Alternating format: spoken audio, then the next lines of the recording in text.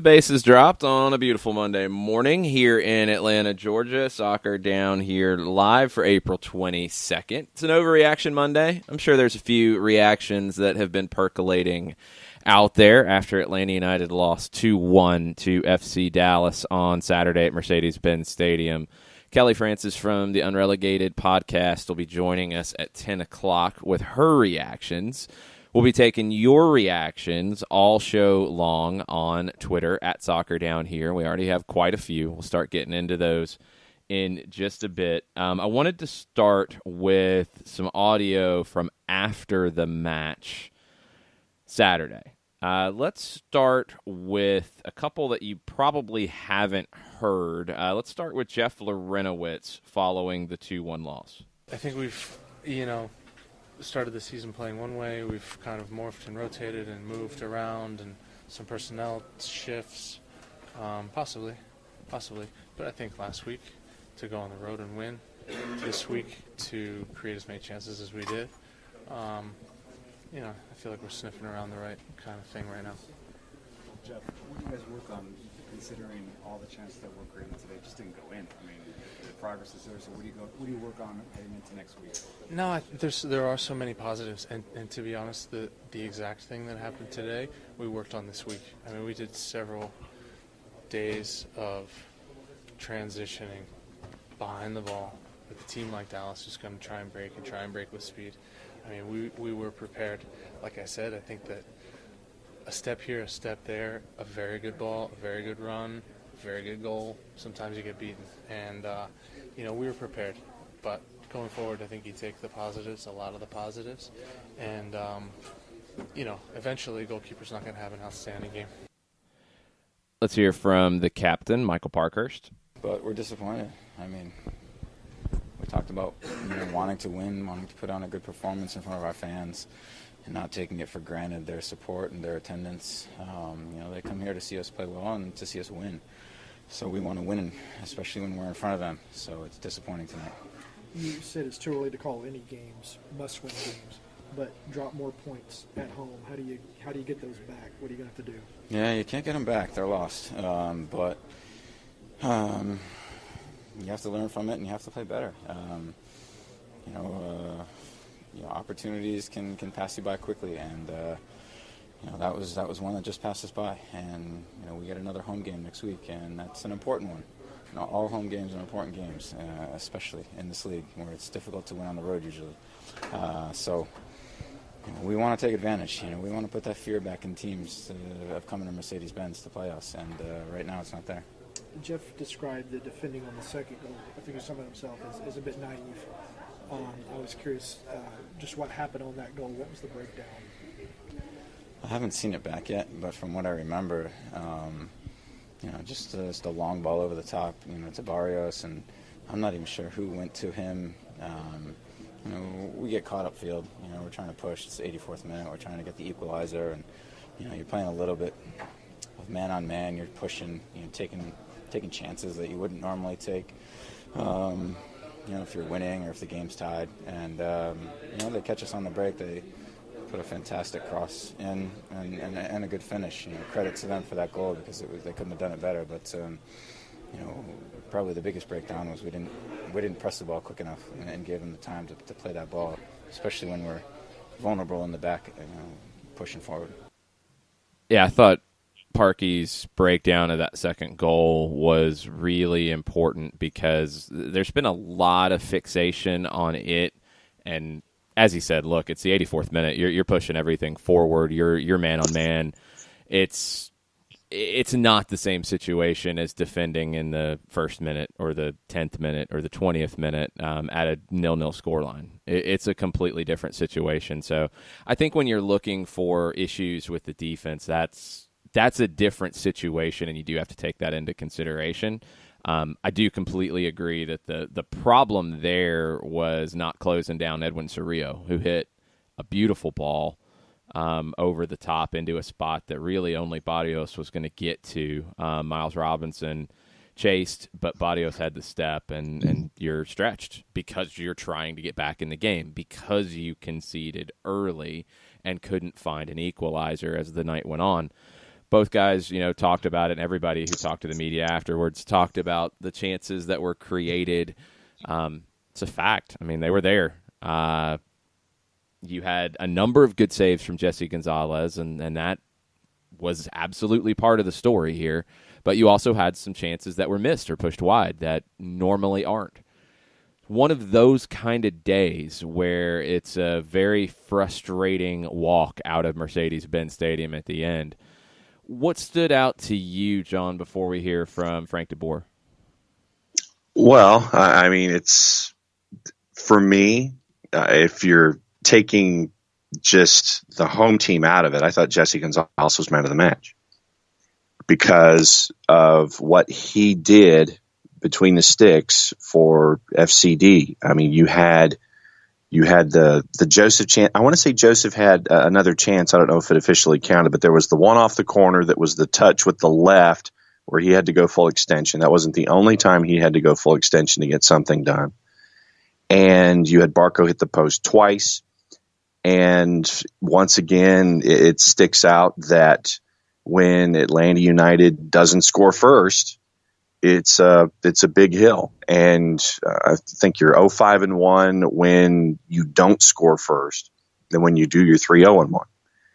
Chances, and this is stuff that Mike Conti brought up as well on his Twitter, the chances are practically similar last year to this year. It's just that you're not converting those chances. I think you're converting it, half the percentage that you were last year. So for me, you just got that vibe with either the close misses, Gonzalez saves. There was a point where I'm just sitting there saying, okay, it's going to be one of those days, and it ended up being one of those days. So for me, you just I tipped my hat to Jesse Gonzalez, and Atlanta United just only got the one late from Joseph, but it was just one of those days, and the chances that are being created, if you go back from the beginning of the season, chances are being created. You want to get into XG, then that's on the increase as well. But so for me, I'm still seeing the growth from the beginning of the season, but going back to the whole point, the chances were there. They just weren't put in the net. All right, let's hear from the manager, Frank de Boer. This is his first. You've got him separated into two, John. I didn't get a chance to check him out. What's the difference between the two? Just two different questions? The first one is just where he was saying that you can tell him everything. He just can't get out there and score the goals. The second one has to do with his analysis of Ezequiel Barco's play. Okay, let's hear the first one. I think some people have heard this one. We had it on our full-time report on 92.9 The Game. But here's Frank de Boer's comments just about the match in general. I think we made 2 steps forward today. Not with the result, of course, very disappointed, but I was proud with intensity, how we played, everything what we told, what we expected from Dallas. We confronted them with a good defense or attack, and they had 2 chances, or maybe 2.5 chances, and they scored 2 goals. And I don't know how many we had, but. Sometimes football is soccer is unfair, and today maybe it was for us. But that it's the case. That's why the game is so beautiful, and not always the best team wins. But again, when we're going to play like this with this intensity and the quality what we showed on the field, the points will come. That's for sure. And here's Frank on who we chose as the man of the match from an Atlanta perspective, Ezequiel Barco. I think he played. I think it was by far his best game. Of course, last week he scored 2 goals, but what I thought right now, he had confidence on the ball, didn't lose balls in dangerous areas, and of course maybe those 2 goals helped him in that. But still, I think he was a threat for every defender, and he get energy into the team, and so I was really pleased for his performance, and hopefully he can continue like that, because he's a player so light-footed, it's very difficult to defend, and hopefully we and the fans can enjoy him a lot more like he played today. Yeah, I'm right there too. I thought it was Barco's best performance in an Atlanta United kit, and I got yelled at quite a bit for saying that because he didn't score 2 goals like he did the week before. But overall, I think what he brought to the table on Saturday was his best complete performance. I mean, you create 7 chances, you have 5 shots, 2 off the bar, 2 on target, 2 more on target other than the ones off the bar, which are not considered shots on target, by the way. I know that is a little confusing. A lot of it's just revolving around if a goalkeeper makes a save or not. Drew 6 fouls. I mean, Barco was involved in everything going forward for Atlanta. I thought he was very, very strong, but not enough. Didn't find the goal until a penalty late, which was the correct call. It ended up seeing one of Atlanta United's training staff members sent off for very vocal and demonstrative protests over the no call. He could have picked whichever foul he wanted. I'm actually good that the original foul on Pity Martinez was not called, because then it gave Grueso a chance to go studs up on Breck Shea inside the 18. Just a ridiculous play at that stage of the match. Nasty challenge. Could have been a red. Shocked that it wasn't a second yellow, because Grueso should have been on a yellow at that stage. But anyway, you get that very, very late. It's pretty much done by that point. You have another, 90 seconds or so afterwards, and Atlanta United can't find an equalizer. There's a lot to get into, and there's a lot of different things to get into, and we're going to do our best to hit all the different aspects of this today.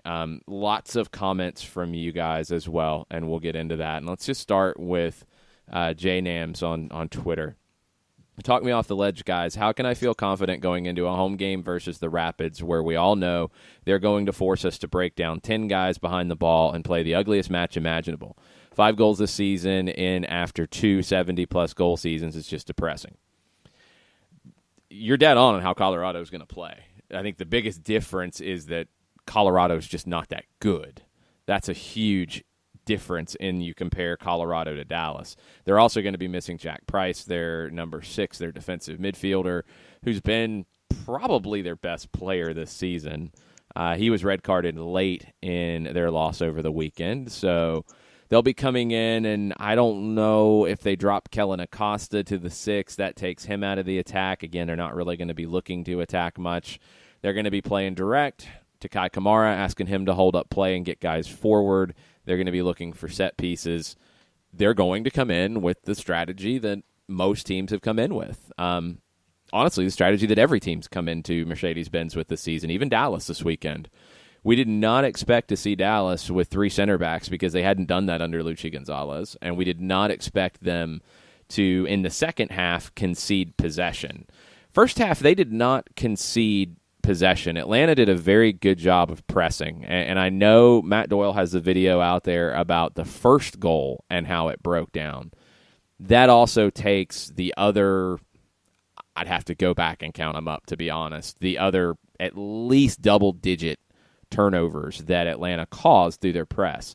And honestly, even in that goal, my issue is not with the pressing part of it. I think that's trying to create a little bit of a story that's not the issue here. My part of the first goal is the decision from Leandro Gonzalez-Pirez to go to ground at midfield there. When you know that Dallas has rotated the ball from the left to the right, you know that that has eliminated some defenders. You know that Dallas has speed over the top. There's no need to go to ground there. That's a desperation move to go to ground at that stage. You're not in a desperate situation.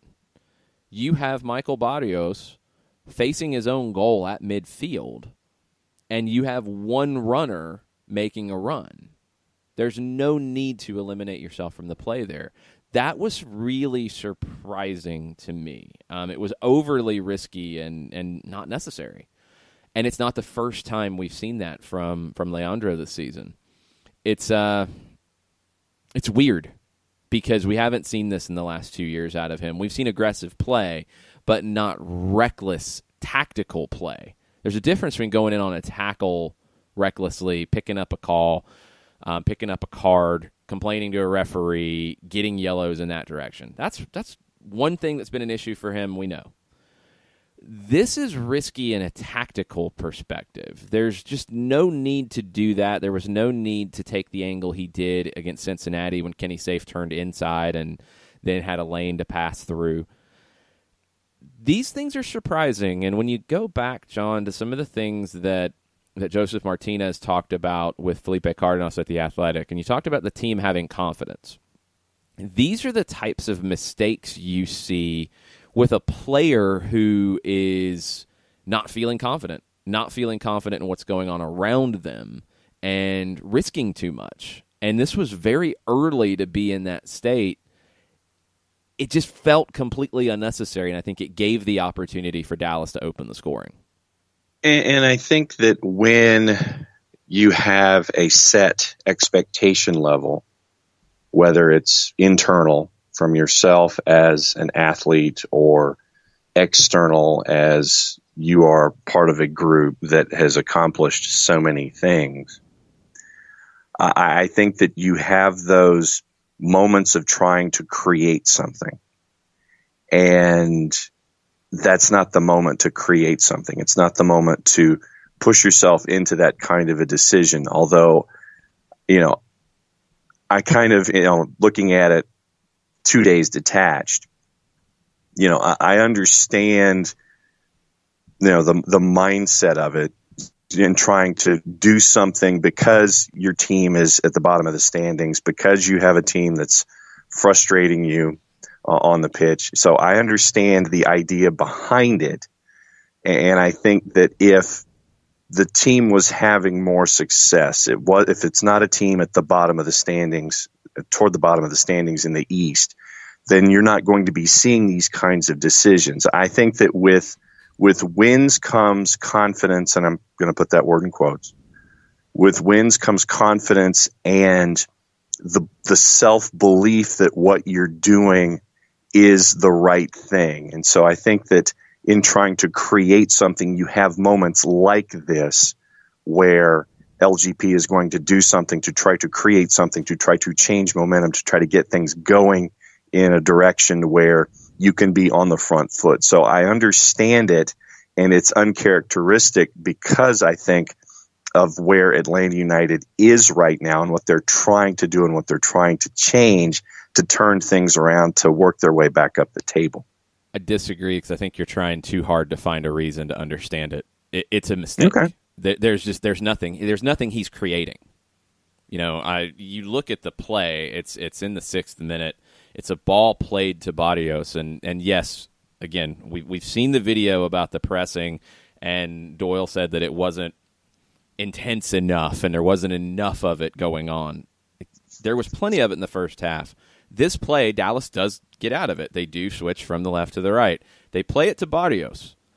You look at the situation freeze-framed, and Leandro Gonzalez-Perez has him closed down. You have Paxton Palma call as a square ball to Barrios, but he's already decided to turn the other way. You have Jesus Ferreira in between Miles Robinson and Michael Parkhurst, but he's not in a dangerous position because Michael Barrios is facing his own goal. LGP's got him stood up. Jeff Lorenowitz is providing support as well from the other direction, in running towards Barrios' face the way he's turning. Barrios turns towards the touchline, away, short field, turns towards the right. There's really nothing here. LGP takes a slightly, he reacts just a little late, and he's trying to close it down. And he slides when he doesn't need to. The slide actually slows up Lorenowitz as he's trying to close down. And then Breck Shea's trying to recover from the outside. I've seen people blame Breck Shea on this. It's nothing to do with Breck Shea. This is where, as a center back, there's nothing you can create there. If you get that tackle and and the ball goes out to Breck Shea and then you turn an attack, you're not attacking against short numbers because Dallas only has 3 players up. You're just regaining possession in the middle of the field. The smart play, because you have committed numbers forward and you did press and they did break it to a degree, the smart play is to hold it up. The smart play is to stay on your feet and force the ball wide and allow your team to recover. and you can see Larentowicz recovering in front of you. It's a mistake. It's an uncharacteristic mistake. There's really nothing to gain from the play that he made. And I do think it comes back to that pressing a bit, because there's no justification for the mistake. It's not the play you make whether your team is undefeated or hasn't won a game. It's not the play you make whether it's the 90th minute or the 6th minute. It's just not the play you make in that situation. And it directly led to everything that happened after that. Miles Robinson stuck, because now with that decision, Michael Barrios is going to outrun Jeff Larentowicz, who's had to have, get away from Leandro Gonzalez-Perez's slide. He's going to outrun Breck Shea if they start even, let alone if he has a couple feet head start, even with the ball at his feet. Robinson knows this, sees this. He has to try to take up an in-between position to block the pass to Ferreira and deal with Barrios as best as he can, because Barrios could go to goal. You do have Pomacall as a secondary runner. Parkhurst has to worry about that as well, and Parkhurst isn't beating Jesus Ferreira for speed, flat out. So that decision created basically an unwinnable situation for Atlanta's back line. And that's where you're at. And you concede early, and then everything changes. Look, the thing about conceding early, that's just a fact around the world of soccer. You concede early, you concede first. More often than not, you're going to lose. I mean, the numbers are completely against you. Definitely been the case in Atlanta United's history. They score first, they're going to get points more often than not. They don't score first, they're not going to get points. That's how the numbers work out. First goal is always very, very, very important. And when you concede it so early, it becomes even more important. And that was the case here. That mistake really put everything, just into a negative perspective in the way this goes. We'll get into more. We'll get into your overreaction Monday takes, your underreaction Monday takes, your on par reaction Monday takes. All of the reactions on Twitter at Soccer Down Here. We'll be right back after this. Today's show is presented by Appolinsky & Associates, personal injury lawyers with over 30 years of experience, supporters of Atlanta United, Faction, and Inter-Atlanta Youth Football Club. If you've been hurt in a wreck, contact Steve today at steve@aa-legal.com or call in 24/7 at 404-377-9191. The initial consultation is free. A ranger station. I'd like to report a bear hug. Okay. I put out my campfire and Smokey Bear hugged me. So you drowned the fire, you stirred it, drowned it again, and felt that it was cold? Uh-huh. Yep, he's just letting you know you did good. Bear hug from Smokey Bear. Status update. I'm gonna let you go now. There are many ways to start a fire, but one sure way to put it out.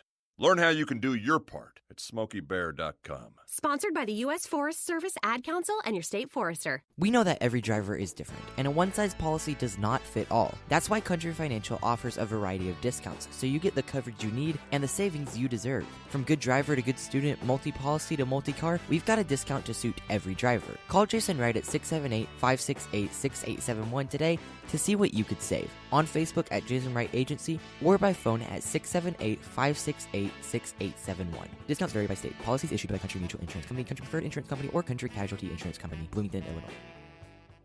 Every hiring manager knows that a company is only as good as the people it's made from. So where do you find the best people? That may surprise you.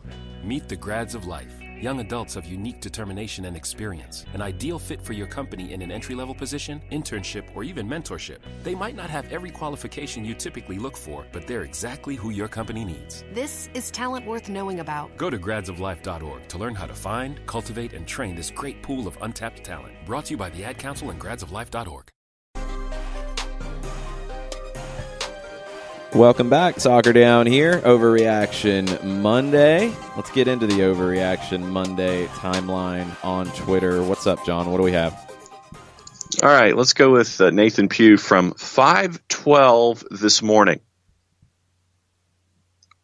That's how early it was when he was thinking about this stuff. And since it's 3 steps, I'll take it a step at a time. And when you want to dive in, do it after each step, I guess. He says he sits in 107, so he's right in line with LGP, lunging in and missing and leading to the first goal. Atlanta attacked our end second half and saw Parkey toil away and make some good attacking decisions, but had his feet fail him. We've gotten into the LGP part. Right. Parkhurst is not outrunning Jesus Ferreira or Michael Barrios, and you don't want to put him in that situation. I've seen a lot about, well, Parkhurst should have been out. If Escobar's ready to play, Escobar's playing right back. I think we know that at this point. So once you go down in the stage, like Escobar is not going to change this game from an attacking perspective. I actually thought Parkhurst going forward was good, very good, and I thought his intelligence in positioning was very good because it gave them the flexibility for Parkhurst to step into midfield a little bit in front of LGP and Robinson and kind of create a box with Lorenowitz and Parkhurst in front of LGP and Robinson. That was good against the counter as Atlanta dominated possession. That part was fine. That might not be something that DeBoer's comfortable with Escobar in that role. It's where that soccer IQ and that experience comes into play. When Escobar's ready to start, he's your right back because he gives you so much more flexibility and speed. And look, this is nothing new in the way that this team plays. The more numbers you commit forward, when you turn it over, the other team's going to have a chance to break. Tata Martino changed to 3 in the back to give you an extra player back to support that. The other way you deal with it is with speed. And Franco Escobar is a player, when he doesn't get stretched up the field, he's a player who can close down and recover very quickly and help Miles Robinson, who right now is the only player on the back line who can do that. Nathan says, I also got to see the majority of Dallas players roll around with injuries second half. Their keeper had me worried. I thought they might have to amputate on the field to save his life. I've never left a match early, but I did Saturday. The leaving early thing, hey, that's an individual decision. I don't do it when I go to a game just because that's just the way I plan things. Is I'm not trying to beat traffic. I'm just going to see it out no matter what. That's just my fandom. It's not right or wrong. It's just me. The thing about Dallas, let's get into that first. Yeah, it was embarrassing. I thought it was extremely exaggerated how cynical Dallas played. Now, sitting back, putting numbers behind the ball, sitting deep, frustrating, that's fine. That's tactics. What they did, too, with the time wasting, with the simulation, that's tactical, too. That's by design. It worked. Villarreal did add a lot of time on in the first half and in the second half. Credit to him for that. But I thought he really gave, especially Grueso, an extremely long leash in wasting time. There was a situation in the first half where Atlanta was starting to turn the momentum, creating chances, creating set-piece opportunities, really pushing back into the game after falling down 1-0, around the 30th minute or so. And Grueso just sat down and was able to, and I said it on the broadcast, essentially call a timeout for Dallas. And players go over to the bench, they adjust, they make some tactical moves, and they perform better. They break up the momentum that way. I thought it was a pretty obvious ploy.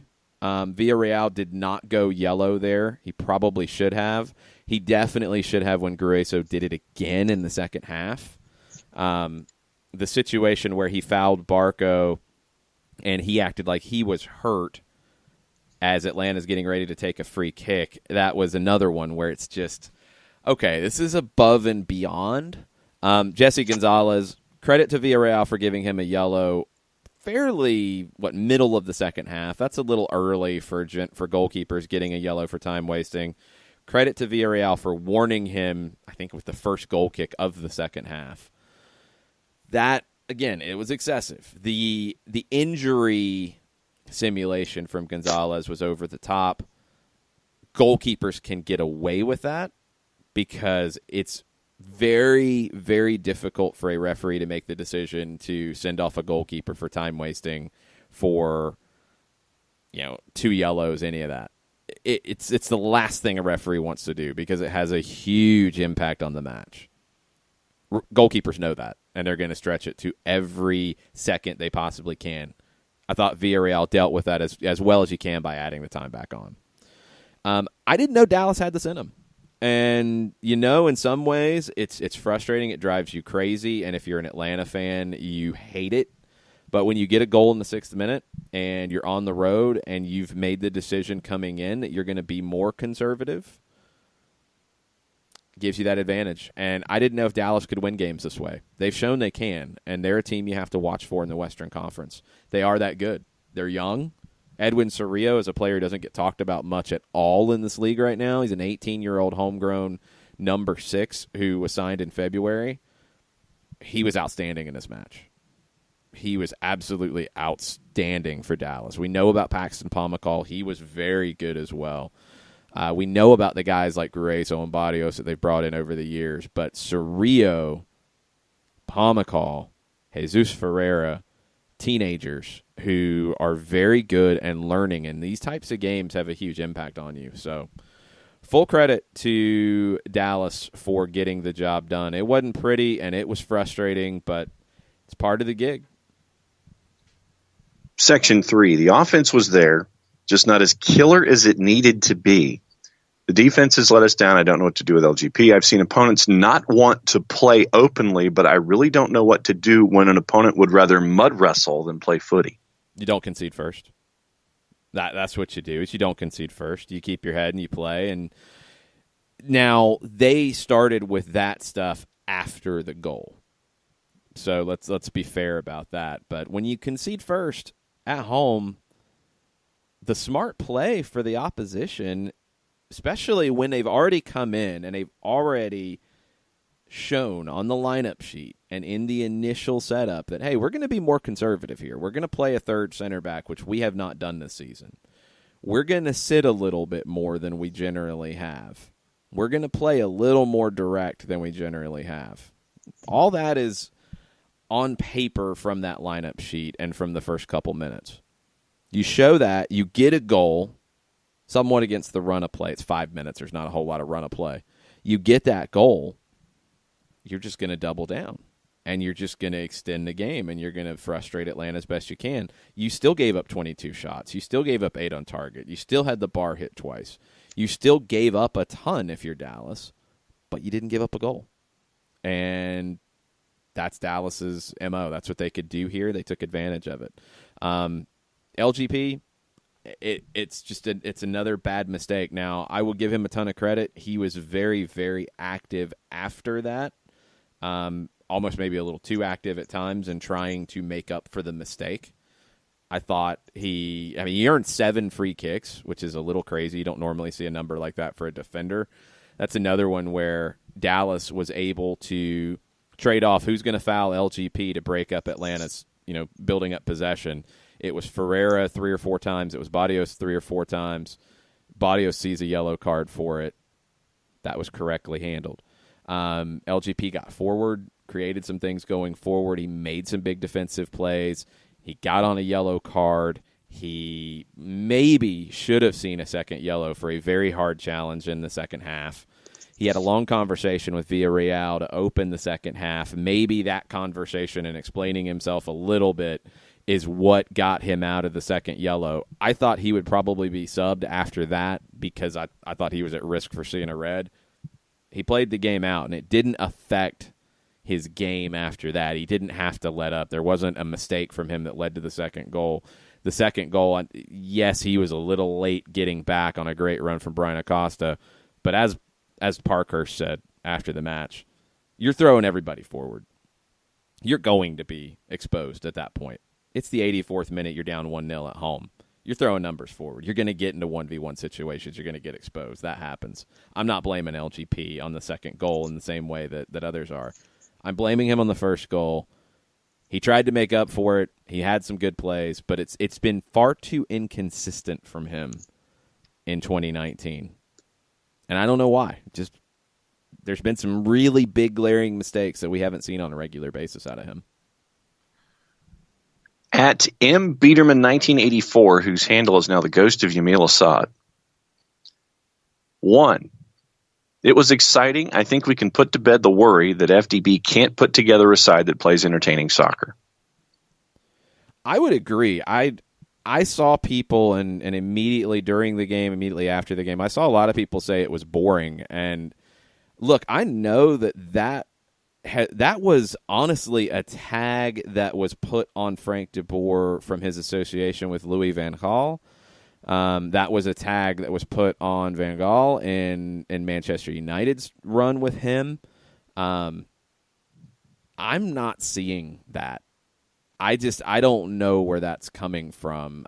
It feels like it's a bit of a stretch trying to connect the dots and find something to complain about with De Boer. There was nothing boring about this. You were throwing numbers forward. You were honestly reckless at times in throwing numbers forward. That's kind of the opposite of boring. You didn't have a ton of just side-to-side play and not creating chances. You had more shots. There's only 2 games in Atlanta United history that saw Atlanta United take more shots than this. Only 2. You had a couple others where you got over 20. You had a couple with 22 shots to equal this one. But you had the game against a 9-man Philadelphia last year. 9 men for a long time in that one. And you had a game against DC United in year 1 where you had 26 shots. I mean, that's you're creating shots, and they weren't bad shots because you had a good expected goal number. That's there. Yes, people get mad about expected goals, but it does help you measure the quality of the chances. You created good quality chances. You forced saves. You hit the bar twice. I mean, everything from an attacking perspective to create it was there. Final product, not there. I just don't think there was anything boring about it. 2, and this is something that we've kind of talked about a bit this morning, giving up early goals has been a problem for this team. Not sure if it's luck mentality or tactics.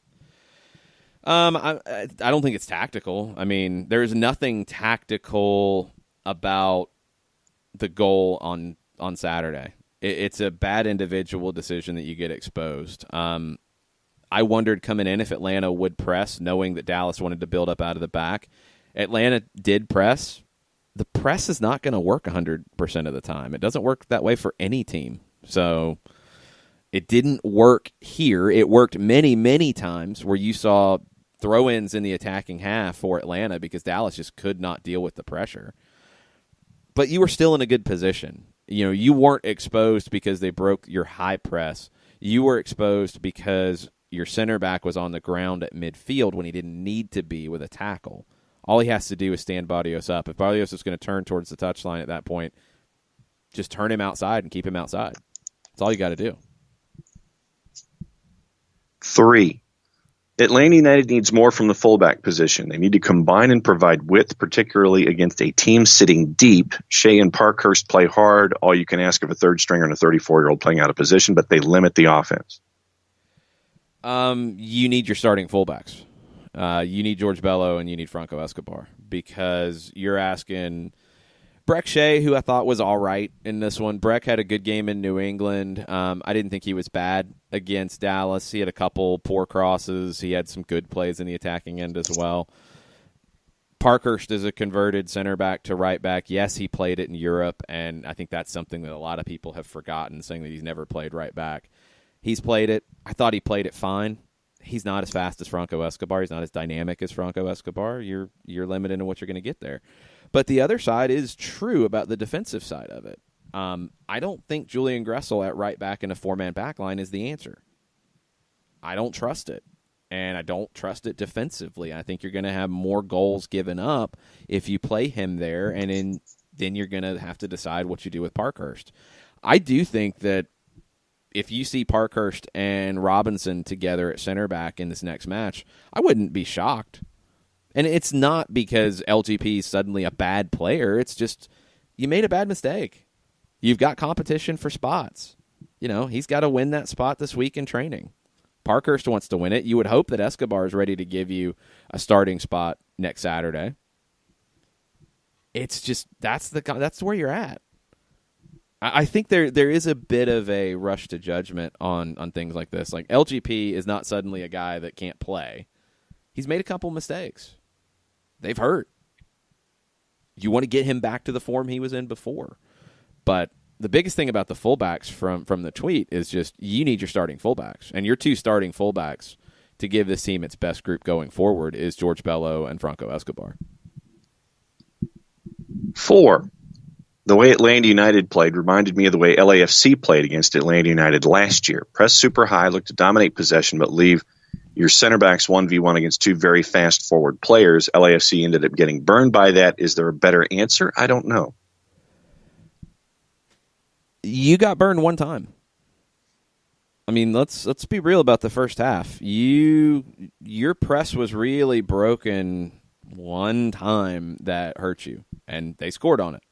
But your press was also very effective in creating turnovers. I mean, Dallas they did have 5 shots, 3 on target in the first half. Brad Gazan had to make a couple saves. The other alternative would have been to sit back, give them possession, sit and invite them into your half, and try to turn the ball over there and then break on the counter. I don't think that's the better play for this group in this match. At home, I just don't think that's the better play. If you wanted to get into boring talk, that could have invited some serious boring talk. So, that's the decision you have. There's not a whole lot of different decisions here. I thought the press was effective. You got beat one time. You had chances. You had 10 shots, 3 on target in the first half. You didn't convert. You didn't answer back. But I do look at that goal being more of an individual mistake than a tactical one or a pressing one or anything in that regard. I think it's an individual mistake from Gonzalez Perez that you get burned on. Let's take a break here. We've got more Overreaction Monday tweets to get into right after this. As a business owner, you know that every year brings new challenges and opportunities. The success of your business demands expertise and focus. And Country Financial can help you keep that focus by helping ensure you have the right insurance protection in place to meet your goals. Jason Wright can help you create a customized insurance plan that has coverages designed just for your business. Give Jason a call at 678-568-6871 or reach him on Facebook at Jason Wright Agency. Coverages vary by state. Policies issued by Country Mutual Insurance Company, Bloomington, Illinois. Got issues with youth or high school sports? Positive Coaching Alliance can help. PCA is a national nonprofit working to transform youth and high school sports so that every child has a positive character-building youth sports experience. PCA provides live and online workshops to train double-goal coaches whose first goal is winning and whose second, more important goal is teaching life lessons through sports. PCA also has workshops for parents and high school student athletes. For more information, please visit positivecoach.org. If you've been hurt in a car wreck, contact my friend Steve Apolinski of Apolinski & Associates. He's been representing individuals for over 30 years throughout Georgia and Alabama. Email him at steve@aa-legal.com or call him 24/7 at 404-377-9191. The initial consultation is free.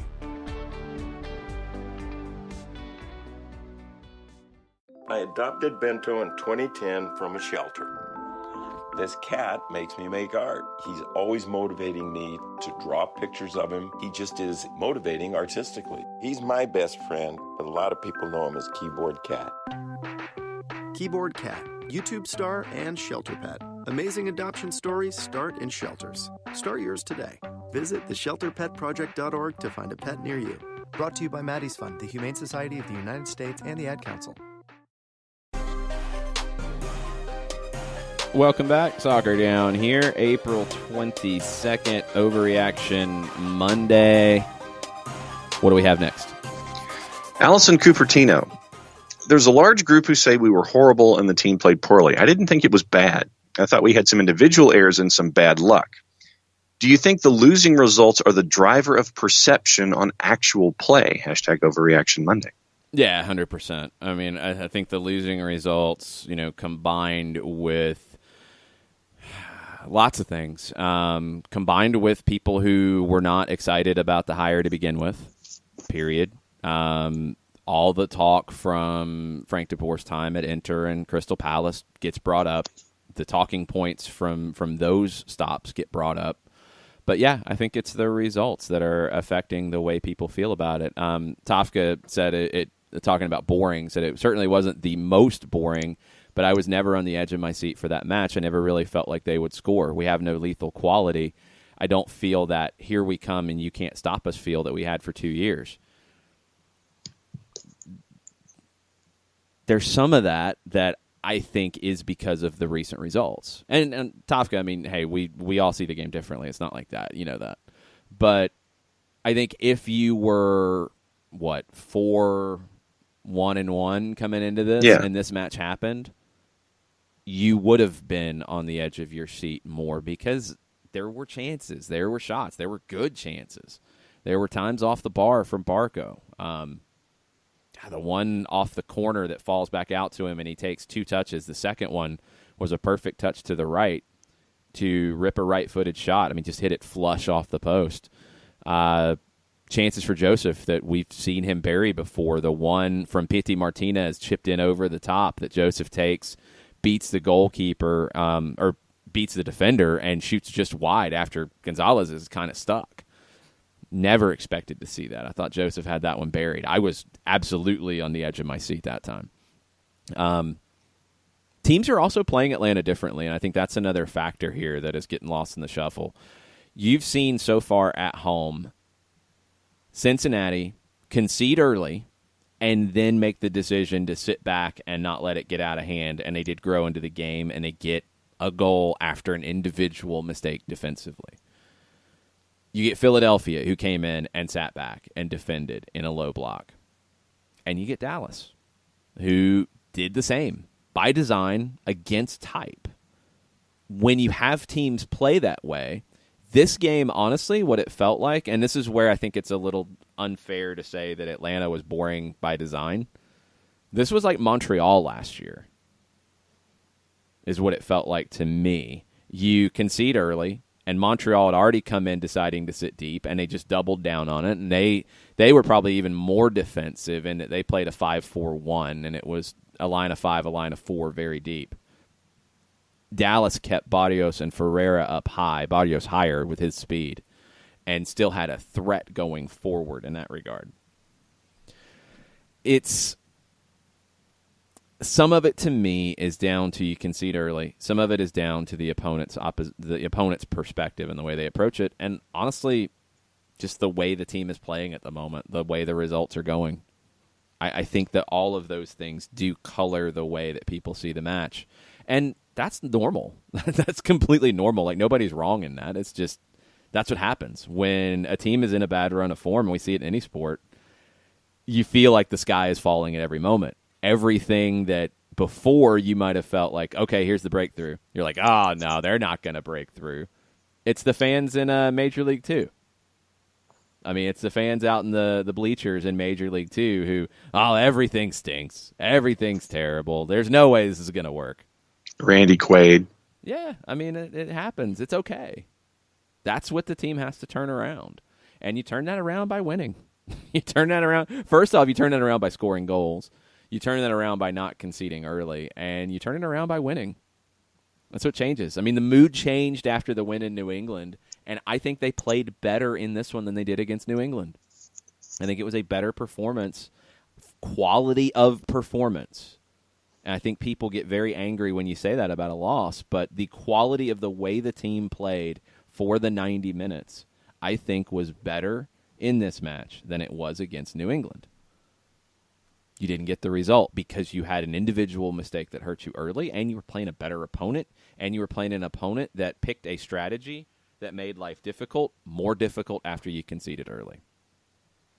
That's where you're at. And it's frustrating, and it'll drive you crazy, and it's what is one of the things that will make you go nuts about this game faster than anything. The better team doesn't always win. When you play your best, you don't always win. It happens. It's all about those individual moments, and I think it's something that Alyssa Martin has tweeted at us at different points, both on SDH and following matches on 92.9 The Game. The team from 90-minute performances has gotten better each week, but you're still having those individual moments that are hurting you inside of those 90 minutes. That's the part you've got to get out right now. and you've got to change. You've got to change it starting Saturday because now results are becoming more critical. And there's a bunch of reasons for it. We're going to talk about some of those as we go. New York Red Bulls are rumored, and this is smoke according to Taylor Twellman. There is smoke to it. Fernando Palomo has said that it's going to happen. The Red Bulls, after a Supporters' Shield win last year, are looking to get rid of Chris Armas and bring in Thierry Henry. That's only going to up the pressure on Frank de Boer, on Dome Torrent, on any other manager in the league. Because if the Red Bulls are going to do that after a Supporters' Shield win, hey, people are going to ask questions. That's why the Colorado game is more important than it should be. That's why these games in April and in May, which is going to be a difficult month, more important than they should have been. But that's where you're at, and that's what you have to do. Let's take a break. Come back. One more segment in hour number 1. We'll get Kelly Francis and her takes from the Unrelegated podcast. We'll get her on at 10 o'clock. Stay with us. We'll be right back. Today's show is presented by Appolinsky & Associates, personal injury lawyers with over 30 years of experience, supporters of Atlanta United, Faction, and Inter-Atlanta Youth Football Club. If you've been hurt in a wreck, contact Steve today at steve@aa-legal.com or call in 24/7 at 404-377-9191. The initial consultation is free. A ranger station. I'd like to report a bear hug. Okay. I put out my campfire and Smokey Bear hugged me. So you drowned the fire, you stirred it, drowned it again, and felt that it was cold? Uh-huh. Yeah, he's just letting you know you did good. Bear hug from Smokey Bear. Status update. I'm gonna let you go now. There are many ways to start a fire, but one sure way to put it out. Learn how you can do your part at SmokeyBear.com. Sponsored by the U.S. Forest Service, Ad Council, and your state forester. We know that every driver is different, and a one-size policy does not fit all. That's why Country Financial offers a variety of discounts, so you get the coverage you need and the savings you deserve. From good driver to good student, multi-policy to multi-car, we've got a discount to suit every driver. Call Jason Wright at 678-568-6871 today to see what you could save. On Facebook at Jason Wright Agency or by phone at 678-568-6871. Discounts vary by state. Policies issued by Country Mutual Insurance Company, Country Preferred Insurance Company, or Country Casualty Insurance Company, Bloomington, Illinois. Every hiring manager knows that a company is only as good as the people it's made from. So where do you find the best people? That may surprise you. Meet the grads of life. Young adults of unique determination and experience. An ideal fit for your company in an entry-level position, internship, or even mentorship. They might not have every qualification you typically look for, but they're exactly who your company needs. This is talent worth knowing about. Go to gradsoflife.org to learn how to find, cultivate, and train this great pool of untapped talent. Brought to you by the Ad Council and gradsoflife.org. Final segment, hour number 1, SDH Overreaction Monday. I got a feeling there's going to be some stoppage time today. It's just looking like one of those days on the Twitter timeline. We'll do the best we can, but let's get another one before we go to break and get Kelly on. The Colonel, in mentioning Joseph, he said the greatest goal scorer in MLS history has missed 4 bunnies in 2 matches and has been victimized by several big saves. Confidence is shaken. He passed on a shot in the second half, still working hard, need a hat trick rapidly, parenthesis, see what I did there, question mark. It'd be nice. The chances have been there for Joseph in these last 2 matches, and you just have not found the back of the net. Is it pressing? Yeah, there's a degree of that. Confidence? Yeah. You don't get goals, you're going to have those issues. But we were talking about it in the break, John. I mean, he mentioned something to Felipe Cardenas of The Athletic about how teams are defending him differently. And if you looked at if you had kind of a spot shadow on Joseph in the match over the weekend, there were times when he would get possession and there would be a triangle of FC Dallas players, one at his back, one to make sure that he wasn't being able to go to his left and work his way forward, the other one making sure he wasn't going to be able to turn to his right and work his way forward. And the only option he had was to pass it back out, and they'd have to recycle. So you're seeing a lot of this, and Joseph is having to adapt his game to what defenses are doing. It's like the rookie pitcher or the rookie hitter who comes through the league, and his first time through, he's hitting 380, and the league finally gets a book on him, and then it's how do you adjust to the league once they have the book on you? And I think that's where we are right now with Joseph to a certain degree. Yeah, it's different. I mean, that's an easy comparison, but it's not how the game works. You're just seeing teams defend him tighter now. You're seeing teams commit multiple bodies to him and mark him. And, yeah, I mean, if you want to go to that comparison, the thing that I'll give you in that regard is that they've started to realize don't bite on the first movement in the 18 on crosses. He's very good at taking a hard step to the post and then dropping off, and defenders are reading that a little bit more here. But also, you know, Atlanta at times, and this is, again, something we've seen before, Atlanta at times settles for the cross too easily. And Joseph isn't a guy that you want going up battling Reto Ziegler and Matt Hedges on crosses all day. That takes away from what makes Joseph good, and it's a low percentage opportunity. And Atlanta, when things get frustrating, they turn to the cross, and you had 18 crosses in this one. It's too many. It's not giving you great opportunities. You know, you look at total crosses, you had 18. You look at good crosses, you had 3. And 2 of those were from Pity Martinez, who checked in the second half.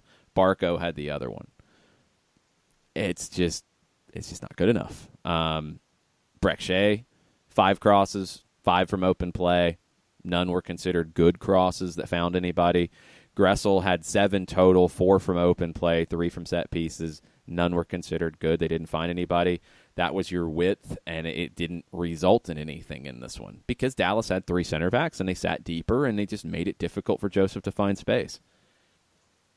Low percentage, and that's not going to work. Again, as we keep stressing, that's not going to work when you fall behind. It's not how you can find a way back into the game when you fall behind in this situation. So you look at the average position for FC Dallas in this match, and it looked like a 3-4-2-1, very deep, with your 4 midfielders, your 2 wing backs, your 2 central midfielders sitting very deep in front of a back 3 that sat very deep. And there's just not a lot of space for crosses in that. So we'll see what Kelly Francis thinks from the Unrelegated podcast. We're going to get her on the line. She'll be with us right after this. We'll be right back. As a business owner, you know that every year brings new challenges and opportunities. The success of your business demands expertise and focus. And Country Financial can help you keep that focus by helping ensure you have the right insurance protection in place to meet your goals. Jason Wright can help you create a customized insurance plan that has coverages designed just for your business. Give Jason a call at 678-568-6871 or reach him on Facebook at Jason Wright Agency. Coverages vary by state. Policies issued by Country Mutual Insurance Company, Bloomington, Illinois. Got issues with youth or high school sports? Positive Coaching Alliance can help. PCA is a national nonprofit working to transform youth and high school sports so that every child has a positive character-building youth sports experience. PCA provides live and online workshops to train double goal coaches whose first goal is winning and whose second, more important goal is teaching life lessons through sports. PCA also has workshops for parents and high school student athletes. For more information, please visit positivecoach.org. If you've been hurt in a car wreck, contact my friend Steve Apolinsky of Apolinsky & Associates. He's been representing individuals for over 30 years throughout Georgia and Alabama. Email him at steve@aa-legal.com or call him 24/7 at 404-377-9191. The initial consultation is free.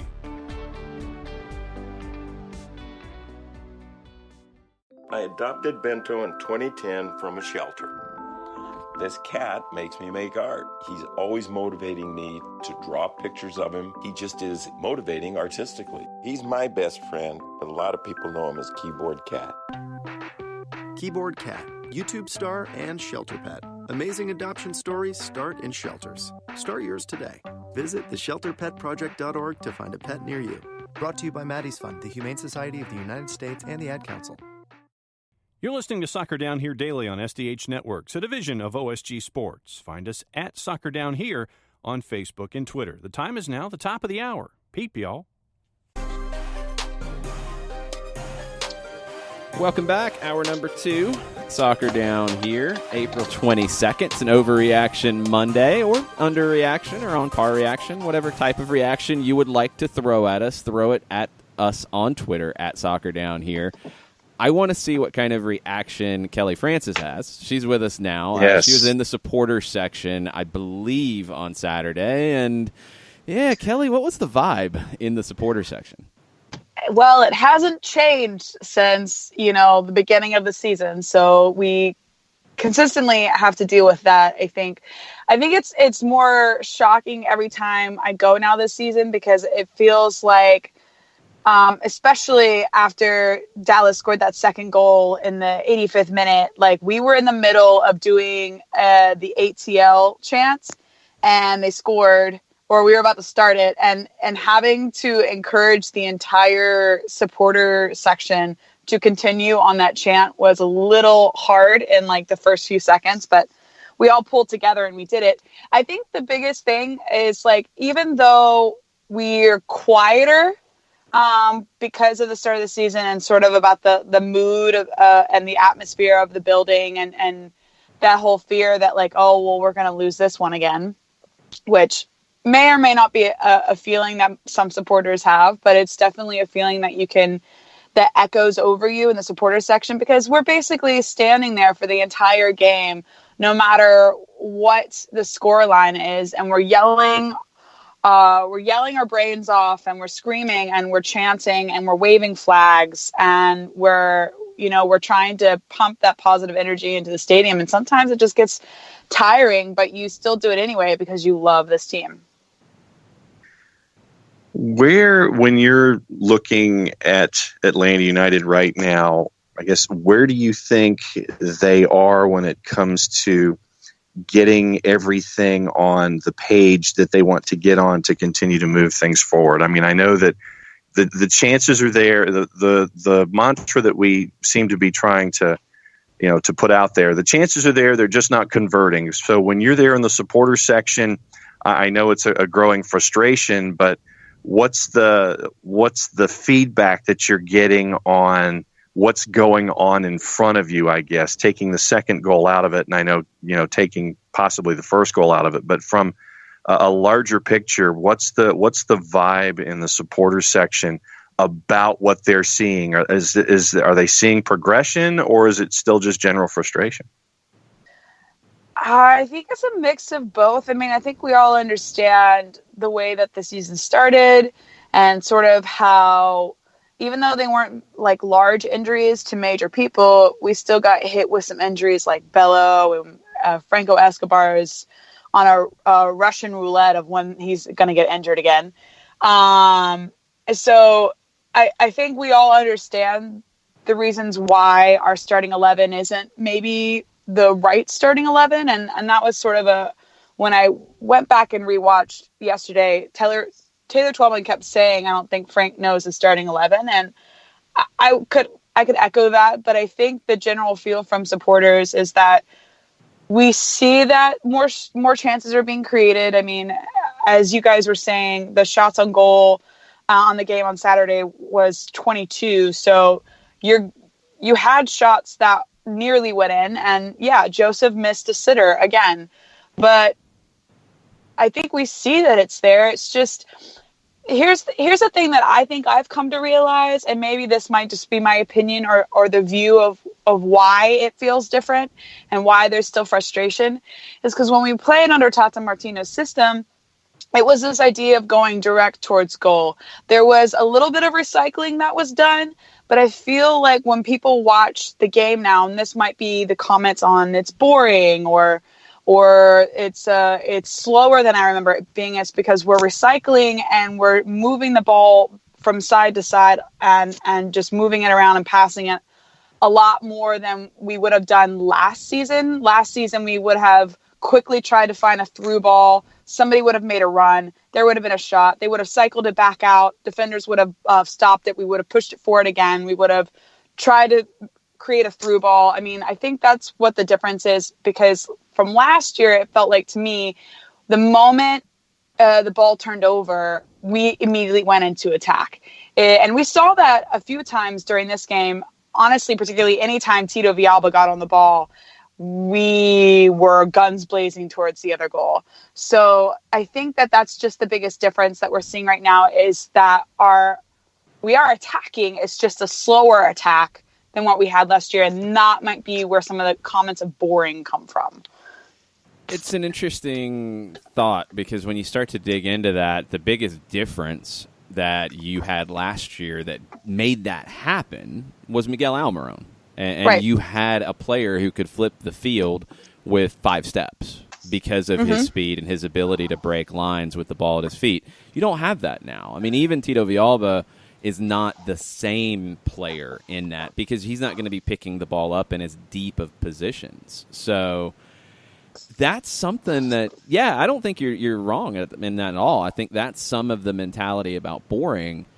I don't know if it's more or less effective in the long run without a player like Miguel Almiron to do it. I don't know if you can really replicate that without him in that team. I would agree. And the only way you would is if you get a like-for-like comparison. But this team doesn't have a like-for-like comparison, and regardless of what people think. Yeah, no, they don't. And that's what makes him the special player he was. That's what made him the price tag that he was, whether or not people believe that he was that price tag. I mean, he's obviously showed it when he's gone to Newcastle. But it's this thing that people need to realize that there is no like comparison. Pity Martinez is his own unique individual player. And when he gets to full form and when he gets comfortable and when he's really hitting his stride, we're going to see some really incredible stuff out of him. I mean, just the link-up play with Joseph Martinez alone on Saturday's game shows you a sample of what's to come. It's just it feels like, weirdly, we were a team last year that were firing on all cylinders. We were, at the top of our game. We were like an 8th grader in middle school. And now we are back in high school again and we're a freshman. And it's just, we're blossoming a little later in this season than when we were firing on all cylinders last season. So I think that it's just this patience that, and I say patience, and I need to say that to myself as well, because I also am frustrated and I'm wanting it to change and I'm wanting the mood to change. But I understand that there are reasons why we're not, playing as effectively as we did last year. And it's taking a mentality of a fan base who won a title in this city, and that hasn't happened in a long time. And it's taking that fan base and saying, hey, we know we just gave you this really incredible thing last year. It's not that same thing again this year. Just be patient. It will get there. That, I think, is the hardest thing of just trying to level everybody's expectations and being like, give it some time. It's going to work out. Okay, so, and your reference about being your first year in high school, I know that we could probably talk about what it would take not to get a wedgie every day and thrown in your locker by an upperclassman. Yep. Mm-hmm. But, okay, dealer's choice for you. The gamesmanship of FC Dallas or the evolution of Ezequiel Barco over the last couple of weeks? Which one do you want to hit now? Oh, well, I have many thoughts towards FC Dallas, but I'm going to choose Barco. Okay. Incredible. I mean, I said it last podcast that we always knew there was a reason that there was a $15 million price tag on him. Whether or not people agreed with it or whether or not, the quote unquote Barco haters have fully come around to the idea that he is worth that amount of money. But this was also something that Tata said last year, is that it's going to take time. He's a young player. He's developing. He's not in his prime, not anywhere close to getting towards his prime.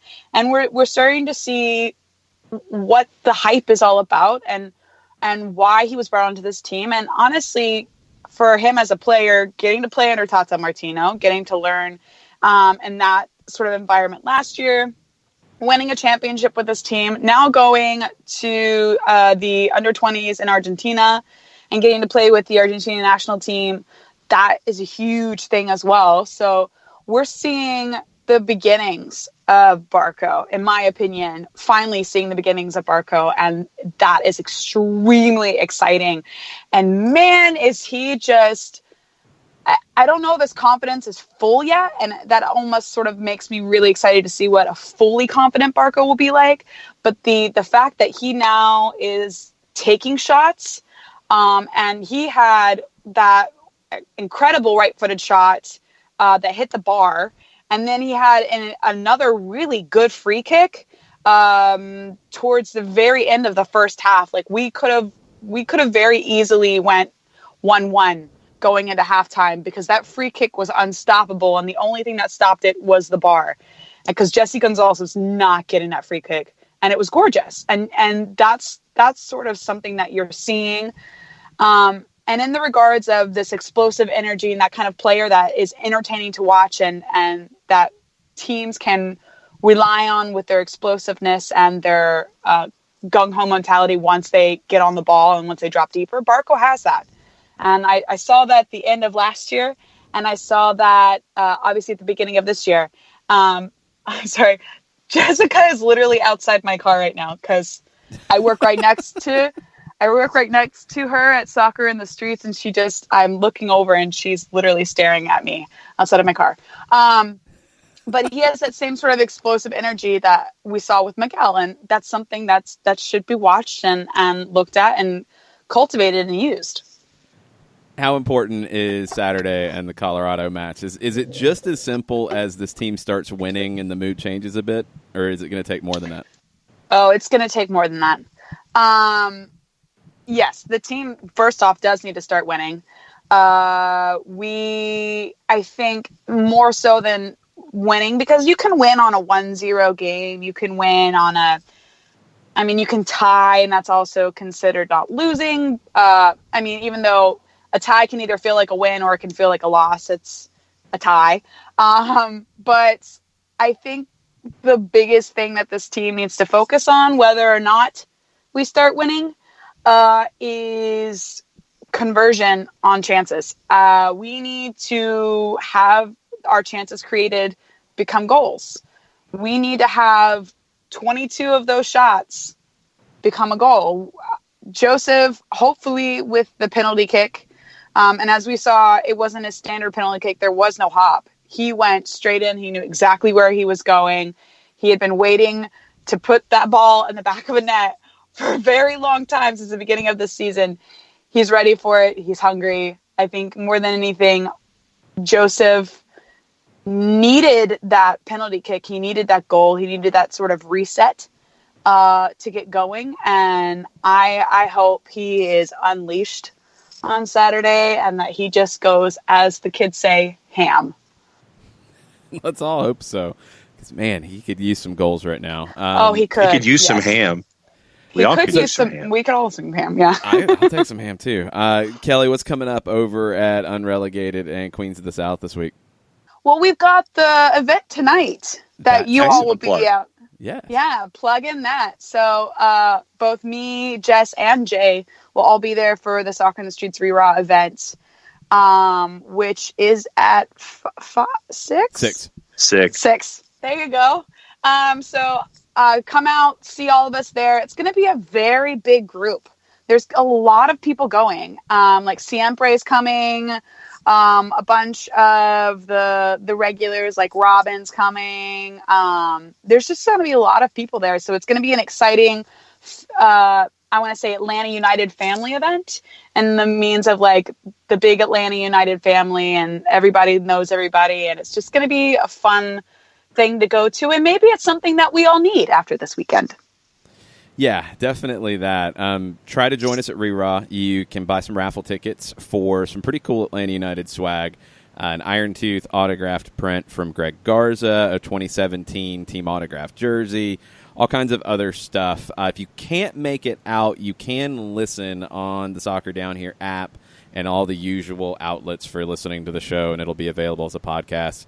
It will be a rotating cast of characters on the mic because it'll be live and it'll be hectic. But try to come out. We'll be there starting at 6 till 8-ish, and then you can listen as well. And if you can't listen live, you can listen afterwards. So check that out. I'm sure there'll be lots of this conversation continuing. I'm sure. Whatever other questions people have.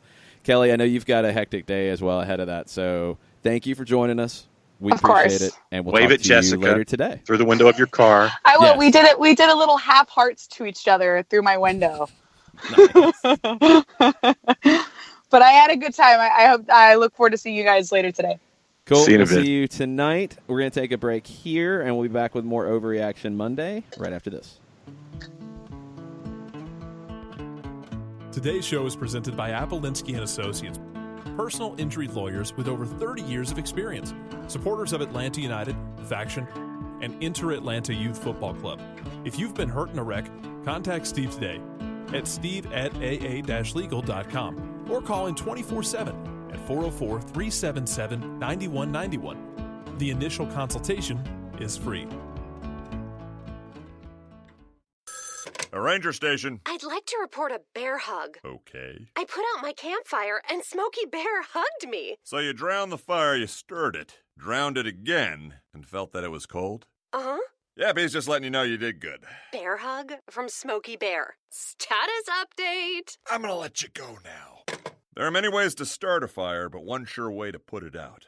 Learn how you can do your part at SmokeyBear.com. Sponsored by the U.S. Forest Service, Ad Council, and your state forester. We know that every driver is different, and a one-size policy does not fit all. That's why Country Financial offers a variety of discounts, so you get the coverage you need and the savings you deserve. From good driver to good student, multi-policy to multi-car, we've got a discount to suit every driver. Call Jason Wright at 678-568-6871 today to see what you could save. On Facebook at Jason Wright Agency, or by phone at 678-568-6871. Discounts vary by state. Policies issued by Country Mutual Insurance Company, Country Preferred Insurance Company, or Country Casualty Insurance Company, Bloomington, Illinois.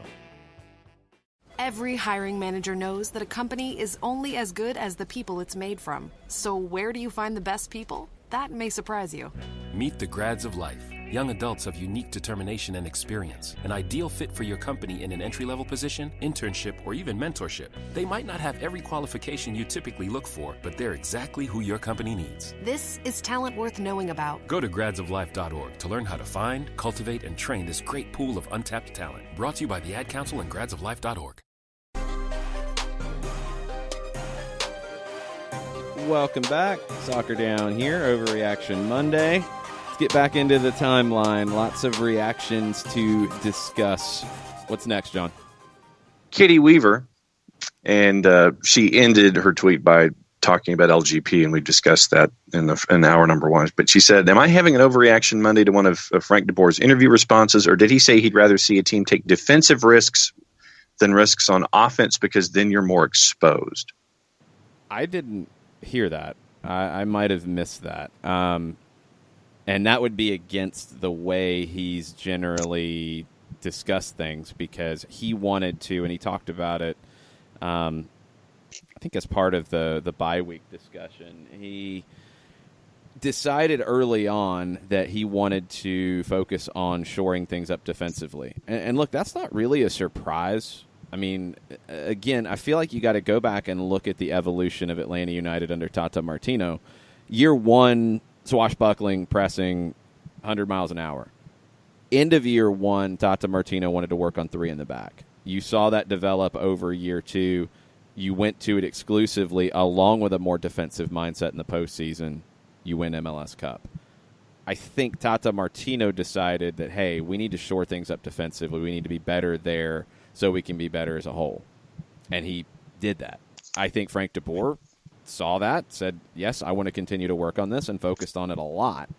I don't see him as somebody who would want to risk defensively. And I don't think he generally does. This game called for a team to press, and pressing is not necessarily risking defensively. It's, dealing with the opponent. You're not going to press New England because they're not going to touch the ball more than 3 times in their own half before they blast it long. You're going to press Dallas because they are bound and determined to build up out of the back. We saw it on goal kicks where they played it short. We saw it where Jesse Gonzalez's first option always was to play short. We saw it with the center backs trying to cycle possession. You can press that, and it worked. It was effective for the most part. So that being risky defensively, I might have missed that comment, but that seems out of type based off what we've seen and what we've heard so far? Alyssa Martin, the second half of her thought, considering that you and Kelly discussed the first half of the thought, difference in the attack from this year and last. She says, it seems that this year every shot is against a defense that is still in their shape. Without easy shots, it reduces the size of shot windows, which allows the opponent's keeper chances to make the big save. And then unfortunately, they're coming up with the big save. We need someone who can get the opponent's defenses out of their shape to score more frequently. Yeah, I don't know if that's all the way true. And I think the last couple weeks, especially where you're seeing better expected goal numbers, that's better quality of chances. And you're generally going to create better quality of chances by either being, closer to the goal or more open. You're forcing the team out of shape. So I think Atlanta's doing a better job of that as a whole. I don't know how else you do that, because one way you did that in the past was you were catching teams off guard by flipping the field fast with Miguel Almiron taking off at speed. Another way you can do it is if you invite pressure and you sit and back and defend. And I don't think that's the way this team wants to play. And honestly, I don't think that's the way anybody wants this team to play. You talk about the perspective of being boring. If you're going to sit and defend and put numbers behind the ball, that's going to be boring. What Dallas did on Saturday was boring. It was effective. It's 3 points. But it was not beautiful soccer. It's not the soccer that they have put out there this season. It's not what Luchi Gonzalez has preached about 600 passes and dominating possession. That's not what Dallas did. They were also on the road. It's a lot easier to go out and be boring on the road. I thought one of the things that Kelly said was really interesting when I asked about, is it just winning? Does that change everything? And she thought it's going to be more than that. I think what Allie's saying about getting defenses out of position, look, you're not going to do that by just throwing more numbers forward, because then you're more exposed, and that gets back to Frank de Boer not wanting to get exposed completely. Okay? The other way you do that is what we've seen Atlanta do in the past, which is to sit and play on the counter. That's not going to cut it right now. People are going to be very frustrated by that, because that's not going to create the quantity of chances. That's not going to get more numbers forward. That's going to mean you're playing on the counter, and generally that's not the most exciting brand of soccer. You're in a conundrum at the moment, and a lot of it, honestly, to me, is just down to the results. If you've had better results, I think the perspective is different in that regard. If you're where Atlanta is with one win, pressure's up, you can't afford to sit back and be a defensive team. Colorado can, because they don't have an expectation of scoring a bunch of goals. They need to defend first. Dallas can on the road, again, because they don't have the same expectation and the same pressure. There aren't many teams in this league that have the pressure that Atlanta United has about playing attacking soccer, scoring a whole bunch of goals, and winning. All of those things don't always connect. And that's something that makes Frank de Boer's job very difficult. And it makes I think what Atlanta United has to do as a whole difficult. I don't know if other teams in the league have this challenge.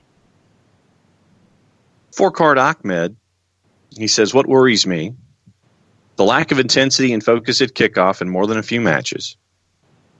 The lack of connection in attack, a lot of misreads and passes to no one, and injuries. Michael Parkhurst has no business in the attacking 18 box. I'll disagree with the thing about Parkhurst. I think that's a little more of an old school one in regards to defenders not getting in the box. I thought he was effective when he got in there. You'd rather have Franco Escobar there. Yeah, I agree with that. You're kind of stuck. Intensity at the beginning. I did not see as much of an issue with that here. The goal was scored in a different way than it was in Columbus. Columbus, I completely agree. This one was a little different. It was more of an individual mistake in the early going rather than just switching off. Gressel in Columbus, to me, just didn't pick up his marks. That's more switching off. This was way too over-aggressive from Leandro Gonzalez-Pirez in a part of the field that you can't do that. And you create exposure to your back line when you do that. So that's just the way I saw it. I think it was a little bit different here. I thought the intensity early on in terms of pressing was fine, and you created some opportunities based off of that. It's a tough spot, man. I mean, that's just the injuries is just where you're at right now. You're having to deal with that in the run of this lack of results and in the run of this frustrating performance in front of goal. That's a lot of stuff all thrown at once that's difficult. Let's see. Heath Bradley discussing things on the back line. He says put Parkey back in the middle with Miles, and with LGP's recent run of form, he wants LGP to get a night off. I think you have to play the players who are playing the best. And right now, when Franco Escobar is ready, you're going to make a decision based off 2 center backs with 3 guys competing for the spot. If you're going to play 4 in the back, somebody's got to sit. And right now, that would not surprise me. The question would be, and this is what always happens in these types of scenarios, how is he going to respond to that? Is that going to be good for him? Does that mean he's going to kind of refocus and dig down and look at some of the mistakes and try to change them? Does it mean he's going to get even more frustrated? You don't know, because we haven't seen this situation happen yet in Atlanta with Leandro Gonzalez-Pirez. We don't know what his mentality is going to be. I tend to think, just based off what we see from him as a whole, that that's going to drive him to get better, and that might be a good wake-up call. Is not really the right word, because I don't think it's anything like, it's not a lack of effort. It's not, not just being a good enough player. It's fresh perspective. It's where you get to kind of look at things and look at what's going on in front of you for a change. It can be, but I mean, I don't even know if that's it. I think it's just, look, you can't make these mistakes. These mistakes are glaring, and these mistakes are hurting the team. We're going to play 2 guys who haven't made those mistakes. Parkhurst and Robinson haven't made mistakes like that right now. You're going to have to get down to a point when Bello's healthy, when Escobar's healthy, that you've got 3 center backs for 2 spots. And somebody's got to sit. It might not be the same person every week, but right now, if you told me that Bello and Escobar were ready to go for this week, it wouldn't surprise me if Leandro Gonzalez-Pirez started on the bench. And let's see, the Colonel dug the tifo. Yeah, it was cool. It was a little different. I think that was another Vera Ziegler and Resurgence production. It was different. I liked it. Jane Ames with something before we go to other things. He said that Gruezo simulating a head injury to waste time is exactly something the league needs to address if we're going to make any progress in protecting players. 1,000%. That was the one that was the most egregious to me. You simulate injury, you sit down, you're about to get subbed, you sit down. That stuff's obnoxious. It happens. When you use the head injury sensitivity and you use the policy that this has to get stopped if you have a potential head injury, and you use that to fool a referee, you should be fined afterwards. And in this case, Gruezo tried to do that to get play to stop.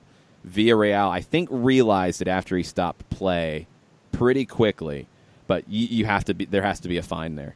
There has to be a fine, and this is where the disciplinary committee has to take a strong stance on it, because you can't have players using the very correct way that MLS handles head injuries and immediately stops play. You can't have players simulating head injuries to get that reaction. That's as bad as it gets. There should be a fine from the disciplinary committee afterwards from that one, for sure. Yeah, because in the current state of what's going on and all of the care that folks want to have and all the concern that folks have involving head injuries, for you to sit there and simulate something that is a truly serious matter and trying to waste time doing something like that, I mean, I would use the word callous just because of what head injuries are and how they need to be addressed. But for Gruezo to do something like that, for me, it's inexcusable. I know that players do that, but for me to do it today in today's state of the game, to me, it's inexcusable. And I hope that I'd love for him to get a FedEx envelope with a letter in it. I don't see that happening, though. Well, you should, and this is the part that I'm over, and I'm not gonna stand for anything like that. Like, yeah, I get your perspective about I'm not gonna hold my breath about any of this. Well, I am. I'm gonna sit here and I'm gonna hold my breath until it happens, and then I'm gonna spit it out and say that it should be a fine and it needs to change, and I'm not gonna accept that it's just well, whatever. You can't fake head injuries. No, you cannot fake head injuries in today's game right now, and I thought Villarreal dealt with it as well as he could, but it should have been an immediate yellow. That's one of those that you have to get a yellow for. If you're going to get a yellow for diving, you have to get a yellow for faking a head injury to try to stop play, flat out, and there needs to be a fine. This is something the league has to do right. It's not about not holding your breath, not waiting for whatever. It has to happen. If it doesn't happen, it needs to be called out. It has to happen, flat out. That's something that has to change. Let's take a break here. We got plenty of overreactions. Heath Bradley, we see you. Don't freak out. There's a whole bunch of reactions. There's a lot of stuff to talk about. There's a lot of backlogs. Nobody's on a blacklist. I don't think we have a blacklist with some of the takes that we bring up and people calling us out and we talk about it.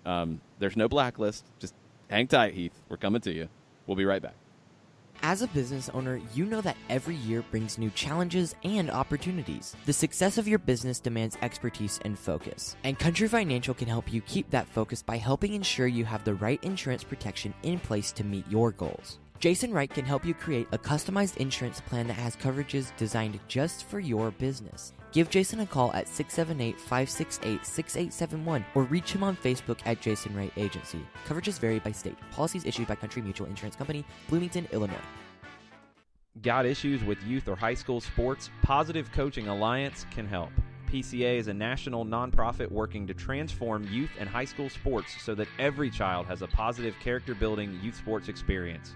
PCA provides live and online workshops to train double-goal coaches whose first goal is winning and whose second, more important goal is teaching life lessons through sports.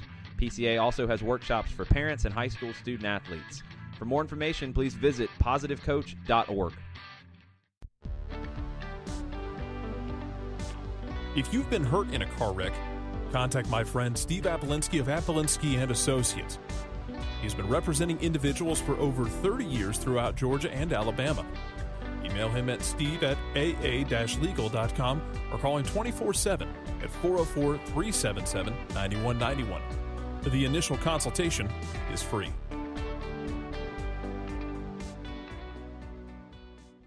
I adopted Bento in 2010 from a shelter. This cat makes me make art. He's always motivating me to draw pictures of him. He just is motivating artistically. He's my best friend, but a lot of people know him as Keyboard Cat. Keyboard Cat, YouTube star and shelter pet. Amazing adoption stories start in shelters. Start yours today. Visit theshelterpetproject.org to find a pet near you. Brought to you by Maddie's Fund, the Humane Society of the United States, and the Ad Council. Welcome back. Midpoint, hour number 2. Overreaction Monday. Lots of reactions. Let's just get back into the timeline, John. What do we have?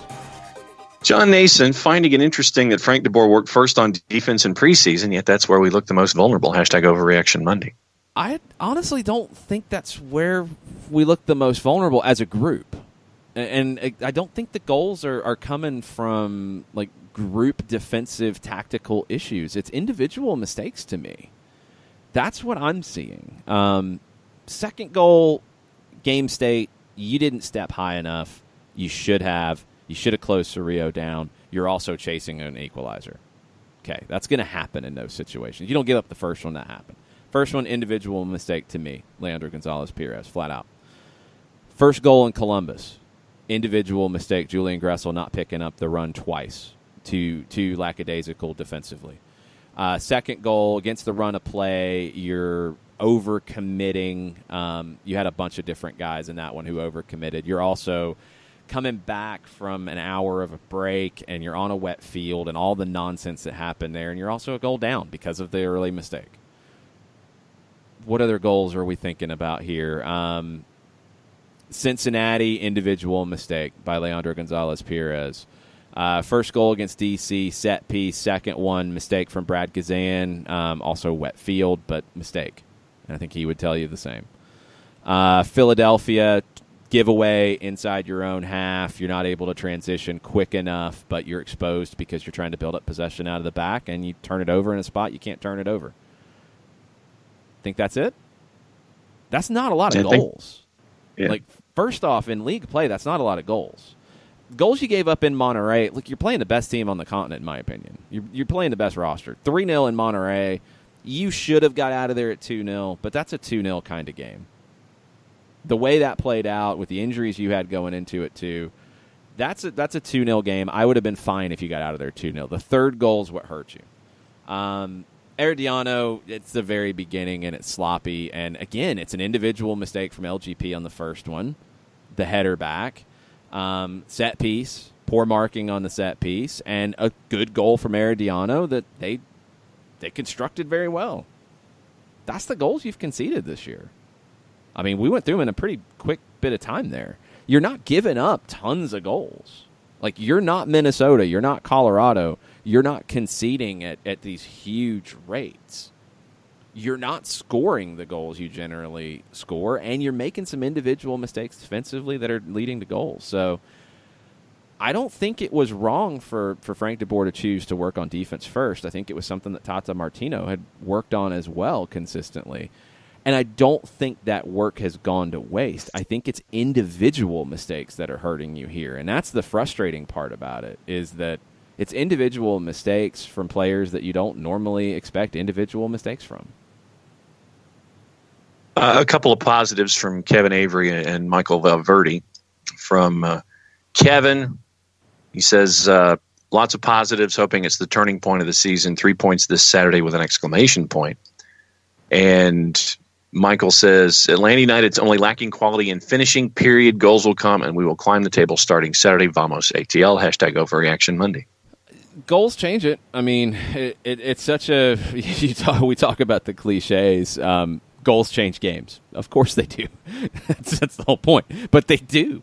The first goal from Dallas changed the way this game was going to play out. If Atlanta doesn't concede that, and it's even as the first half goes on, and Atlanta's pressing Dallas and making life difficult for them, it's a different kind of game. The second goal is directly a result of Atlanta having to throw numbers forward and try to find an equalizer after conceding so early and not finding a goal to show for it. Everything changes on every goal scored in a match. The whole narrative goes down a different path. The Choose Your Adventure book goes to a different chapter when there's a goal scored. It just does. It changes everything. So you can't concede early. You've had 2 games this year completely disrupted by early goals conceded, by individual mistakes. Columbus and this one. Flat out. You can't concede early. That's twice. Well, honestly, Herediano on the road, too. That was an early goal as well. So 3 times where your game has completely been changed because of conceding early. Okay? Can't do that. You get some goals going the other way. Now, this is the flip side. You get some goals, and in these last couple of games, you've created more chances. You've created more chances every game. You had more shots on goal and off the post in this match against Dallas than you did in the first 3 matches in league play combined. There is progress in that area. That's there. You can not want to hear it because the results have not progressed, but the number of chances you're creating has progressed, flat out. So there. You need to get something to show for it. Because if you get one, then everything changes. How many times have we seen this team at Mercedes-Benz Stadium get a goal and then get a second really quick and then get a third really quick? You start to get that momentum going, and right now you're not getting any of that momentum going in the right direction. Cliff at SoulStar_ATL says that Jesse Gonzalez deserved an Oscar for his performance. He deserved a Golden Glove for his performance on a few big saves, and he also deserved an Oscar for just some of his inexplicable, like, injury, time-wasting stuff that was just like, really? Come on, man. Look, Villarreal added the time. Like, we'll talk about referees when they're good or bad here. Villarreal was in a really tough spot because of Dallas's approach. You don't want to have games decided by cards. You don't want to be the talking point coming out of it. He added a bunch of time in the first half, which you don't normally see. He added a bunch of time in the second half. He gave a fairly early yellow to Gonzalez for time wasting. You don't see goalkeepers usually pick that one up. Gruezo should have gotten one with the head injury simulation. There were others who could have seen yellows as well for either persistent fouling or head injuries. Barco getting fouled 6 times is a lot. There probably should have been a yellow somewhere associated with that.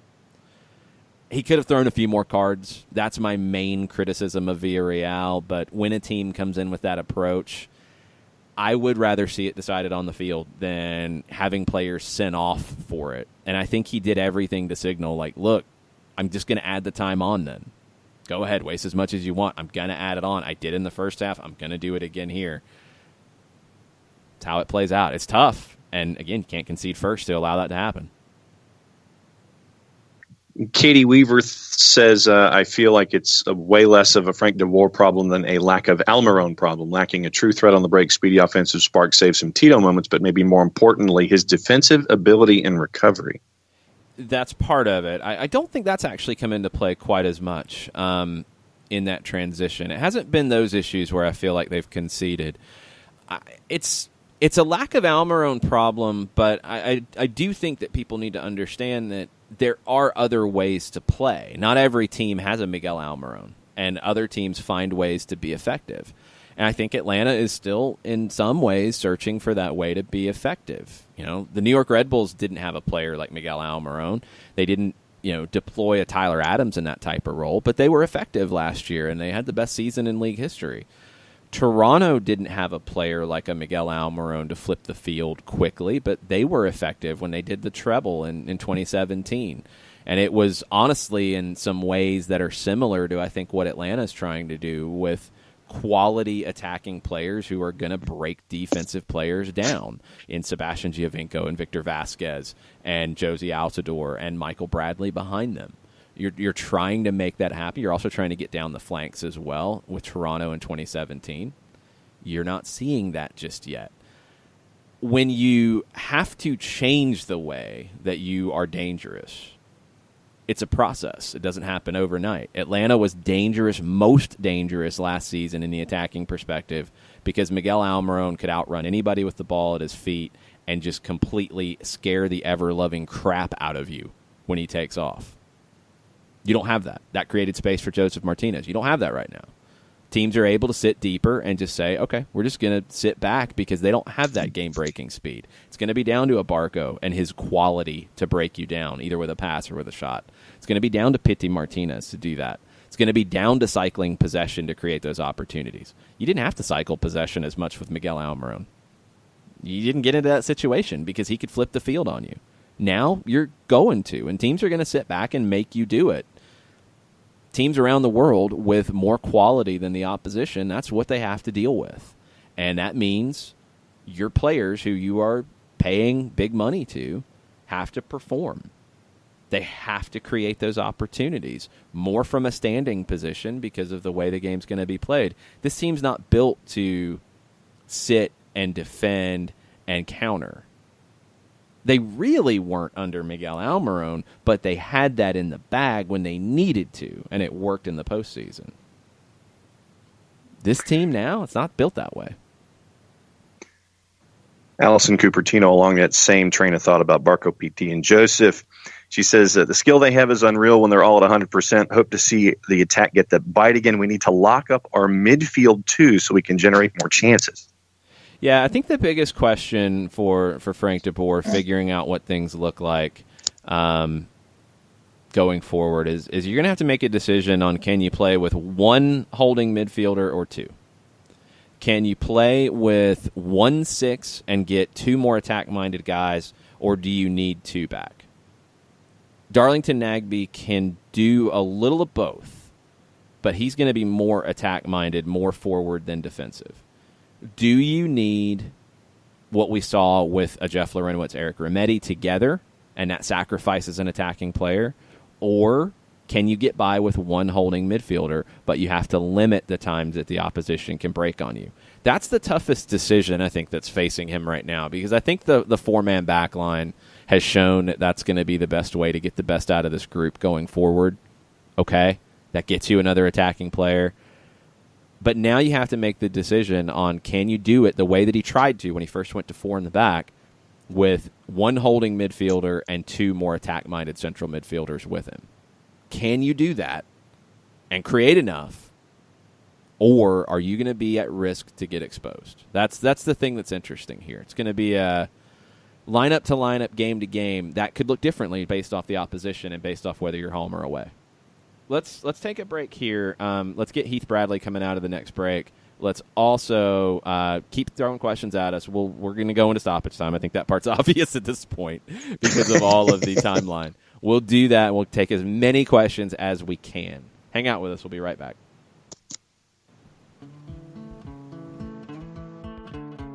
Today's show is presented by Appolinsky & Associates, personal injury lawyers with over 30 years of experience, supporters of Atlanta United, Faction, and Inter-Atlanta Youth Football Club.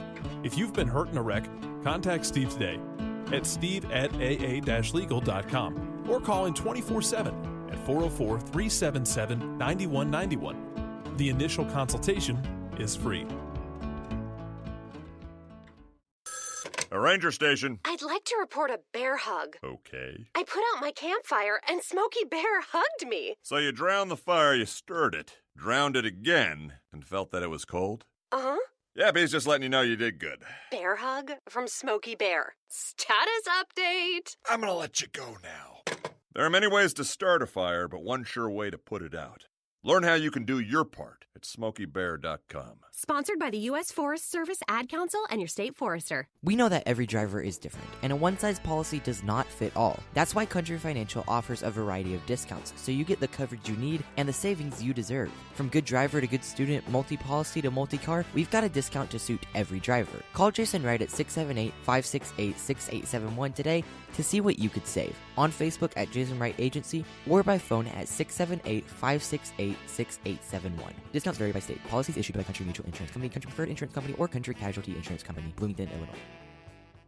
Every hiring manager knows that a company is only as good as the people it's made from. So where do you find the best people? That may surprise you.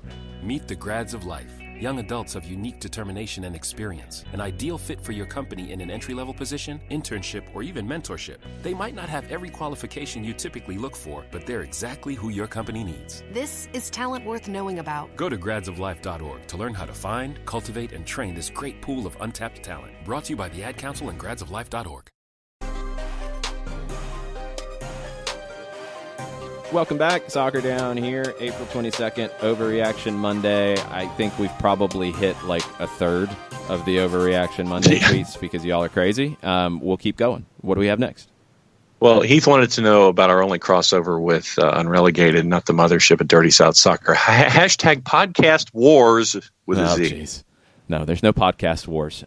Just the way it worked out, they were available on Mondays. That was a slot that we had, and that's it. We have Joe Patrick on Tuesdays. I was going to say, yeah, we get Joe Patrick. So that's what we do. Look, podcast wars, whatever.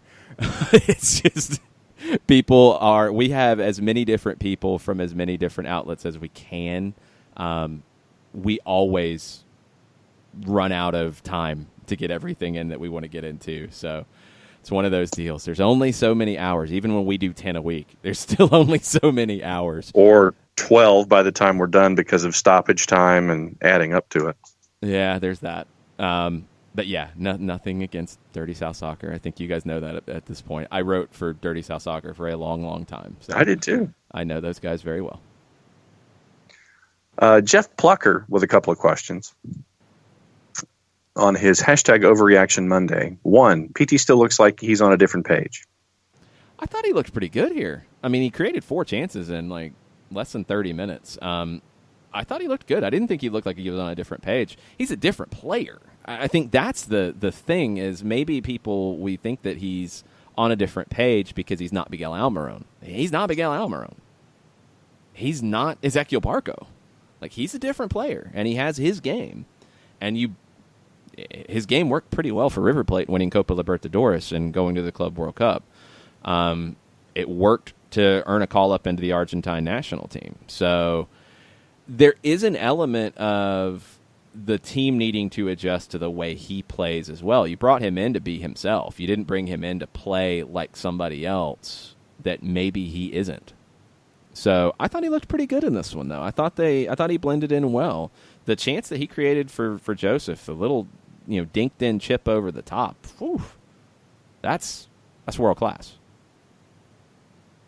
Then Jeff didn't see a whole lot of in-game tweaks. And as an example, when you see a 3-back set and we only have one up, why?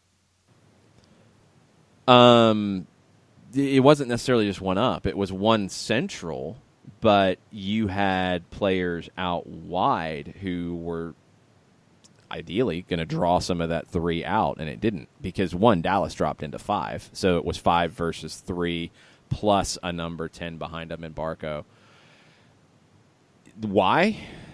Because you don't want what happened in the 84th minute to happen sooner. You can't go completely without any security in the back. You were creating chances without it too. We've seen in-game tweaks, and there's a narrative that DeBoer doesn't change things. He went from coming in with the idea of playing 4-3-3 to tweaking when he didn't feel like he had a right back with Franco Escobar's injury to 3-4-3, which is the most natural tweak between the two. It's also something that, if you know his background from playing and managing at Ajax, and you know the Dutch tradition, 4-3-3, 3-4-3, it's not interchangeable, but very similar in terms of philosophy. Okay? Wasn't working in games, and he went to 4 in the back in games, in multiple games, second leg against Monterrey and Philadelphia as well. We've seen some 4-4-2 at times in game. This time, I thought what happened as the game went on was Michael Parkhurst coming inside to play next to Jeff Larentowicz more and more as the game went on. That was an interesting one that we hadn't really seen before, and I don't know if there's really another player in Atlanta's team who could do that. I think Parkhurst and his IQ, his experience, is going to allow him to tuck inside and do that, and he also picked his spots to get forward when he could. I don't know what in-game tweaks were there. The only one that I mentioned in the broadcast that I would have considered because of the way the second half was going was, if you're going to be reduced to pumping in crosses, I would have brought on Romario Williams. Now, for who? Probably Breck Shea, although he's one of your guys putting in crosses, because there's really not anybody else you could risk at that point. Because if you decide, okay, I'm going to make the sub, I'm going to get a second forward in, what do I want to do to get there? I'll pull Shea. I can go to 3 in the back if I get an equalizer and I need to get back to a straight-up way of playing with Parkhurst coming into the back line. I can also, if I pull Shea here, I'm just going to go to that, but Parkhurst is going to step up to join Larentowicz, so it's going to be kind of 2 in the back and 2 in front if Dallas is going to leave 1 up top. You have some flexibility to do that, and it just gives you the ability to have a bigger body as a number 9. If you're down to putting in crosses, that would have been the move I would have made. But I don't think you want to be there, and I thought you found ways to still create chances with Pitti coming in that weren't necessarily just pumping in crosses, so I get it. That's the only one I would have maybe questioned. Beyond that, I don't know what other in-game moves you could have really made to impact it. If you do it too early against a team that had Jesus Ferreira up top, and Michael Barrios was not really sitting off to the side or deeper, I thought they did keep you honest with 2. And honestly, Atlanta was pretty risky with not truly playing 3 in the back anyway, with Barrios and Ferreira up top and Pomacall kind of floating underneath them.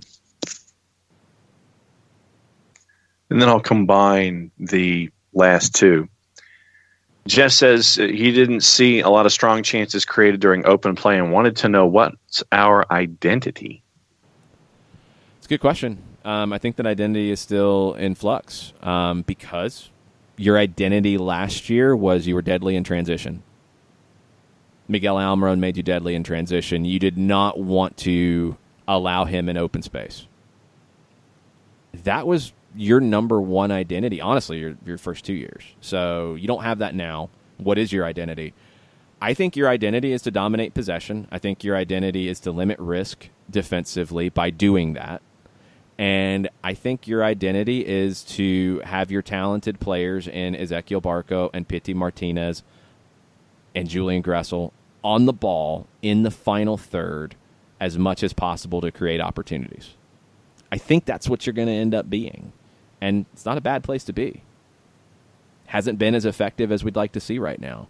I think also when you don't dominate that possession and you have some of the turnovers that you've had, your defense is going to be exposed. But I think this team has looked better with 4 in the back, which turns into 2 when your outside backs get forward, than playing with 3 center backs and wing backs. I think they've looked better. They've looked more dangerous from the run of play, and you're probably going to stick with that. Then your decision comes down to the midfield. Do you play 1-6? Do you play 2 6s? Do you sit more in the middle of the field to protect your back line? And that's a question that you're going to have to work on as you go. Different opponents are going to bring you different challenges, so that question could be answered differently in different matches. But identity, you want a lot of the ball because you have players who should be better than the opposition on the ball. I think as simple as that is what you want your identity to be. Dre Jackson over at Terminus Legion. And I started to get the same feeling that he starts his train of thought with. He says, it felt like we were cursed on Saturday. We had so many chances, just couldn't convert. The same individual mistakes are what's killing us. With a full week to prepare, I hoped it would be resolved. Also, Barco slander will no longer be tolerated. It shouldn't be. I mean, it shouldn't have been to begin with, but it definitely shouldn't be now. Although people did get, like I said, they got worked up when I said he was better on Saturday than he was against New England. He didn't score the 2 goals, but I thought he was outstanding. It was one of the best complete performances we've seen from an Atlanta United player. It was that good. Appreciate that. Like, that's something to be happy about. A young teenager who is coming into his own in front of your eyes. I mean, it's not easy. Paxton Pomykal went through 3 years in Dallas before he broke through, and now he's breaking through, and he's a player that Dallas fans should absolutely embrace. He's a special player. Phil Foden at Manchester City. You know, it's been, when's he going to play? When's he going to play? There's so many talented players around him. When's he going to play? He's coming through. You're seeing it. Who scored the goal against Spurs? Yeah, but I mean, you're not going to throw him in, and this is something that Tata Martino talked about a lot. You're not just going to throw that young player in if you have other options. You don't want to overwhelm a young player straight away. Foden's been eased in, and he's performing. Barco eased in last year, performing. Some of that easing was of his own actions, and we know all that, and he's bounced back from it. And you can tell when he has a big day. You could tell when he scored that golazo in New England, the reaction from this team. Everything's good. He's a guy that they know they need him playing at this level to be effective. Because teams are just going to sit deeper and deeper against Atlanta right now, and it's going to be a guy with Barco's ability either to earn a dangerous free kick or to create something from the run of play. You need that. You need to get Pitti going as well. But, yeah, Barco slander, I'm absolutely against it at this point. I thought it was overblown to begin with. Cursed on Saturday, I mean, it's one of those games when you give up a goal the way you did early, it's kind of like, oh, no, here we go. You definitely have that feeling. And I think that feeling right now, that one was justified because of the way this happened. But, yeah, there's definitely a vibe in the fan base, and I thought Kelly alluded to it, of we're going to lose, we're going to lose, we're going to lose. There's a very Atlanta sports moment happening right now. And, man, like, you just won a championship. It feels very early to be going to that mentality.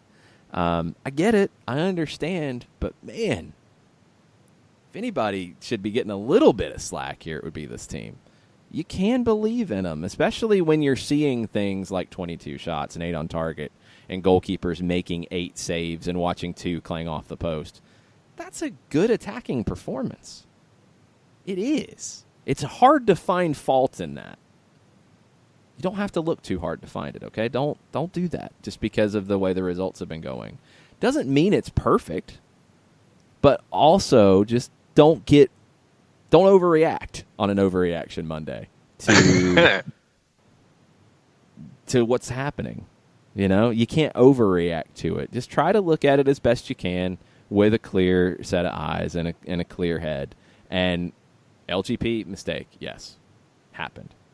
Other mistakes, yep, they happen every game. When you win 4-1, you still have mistakes you need to talk about. Doesn't fix everything. But when you lose in a game like this either, it doesn't mean that the team is not playing better than it was in day one and creating more chances, because it is. It's a tough time, and those results are very, very, very important right now, more important than ever. And I will disagree with Kelly just a bit in that I think results at the moment trump everything.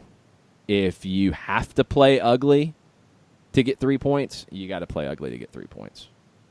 I don't think that's the case. I don't think you have to do that. I don't think the team is doing that by any stretch.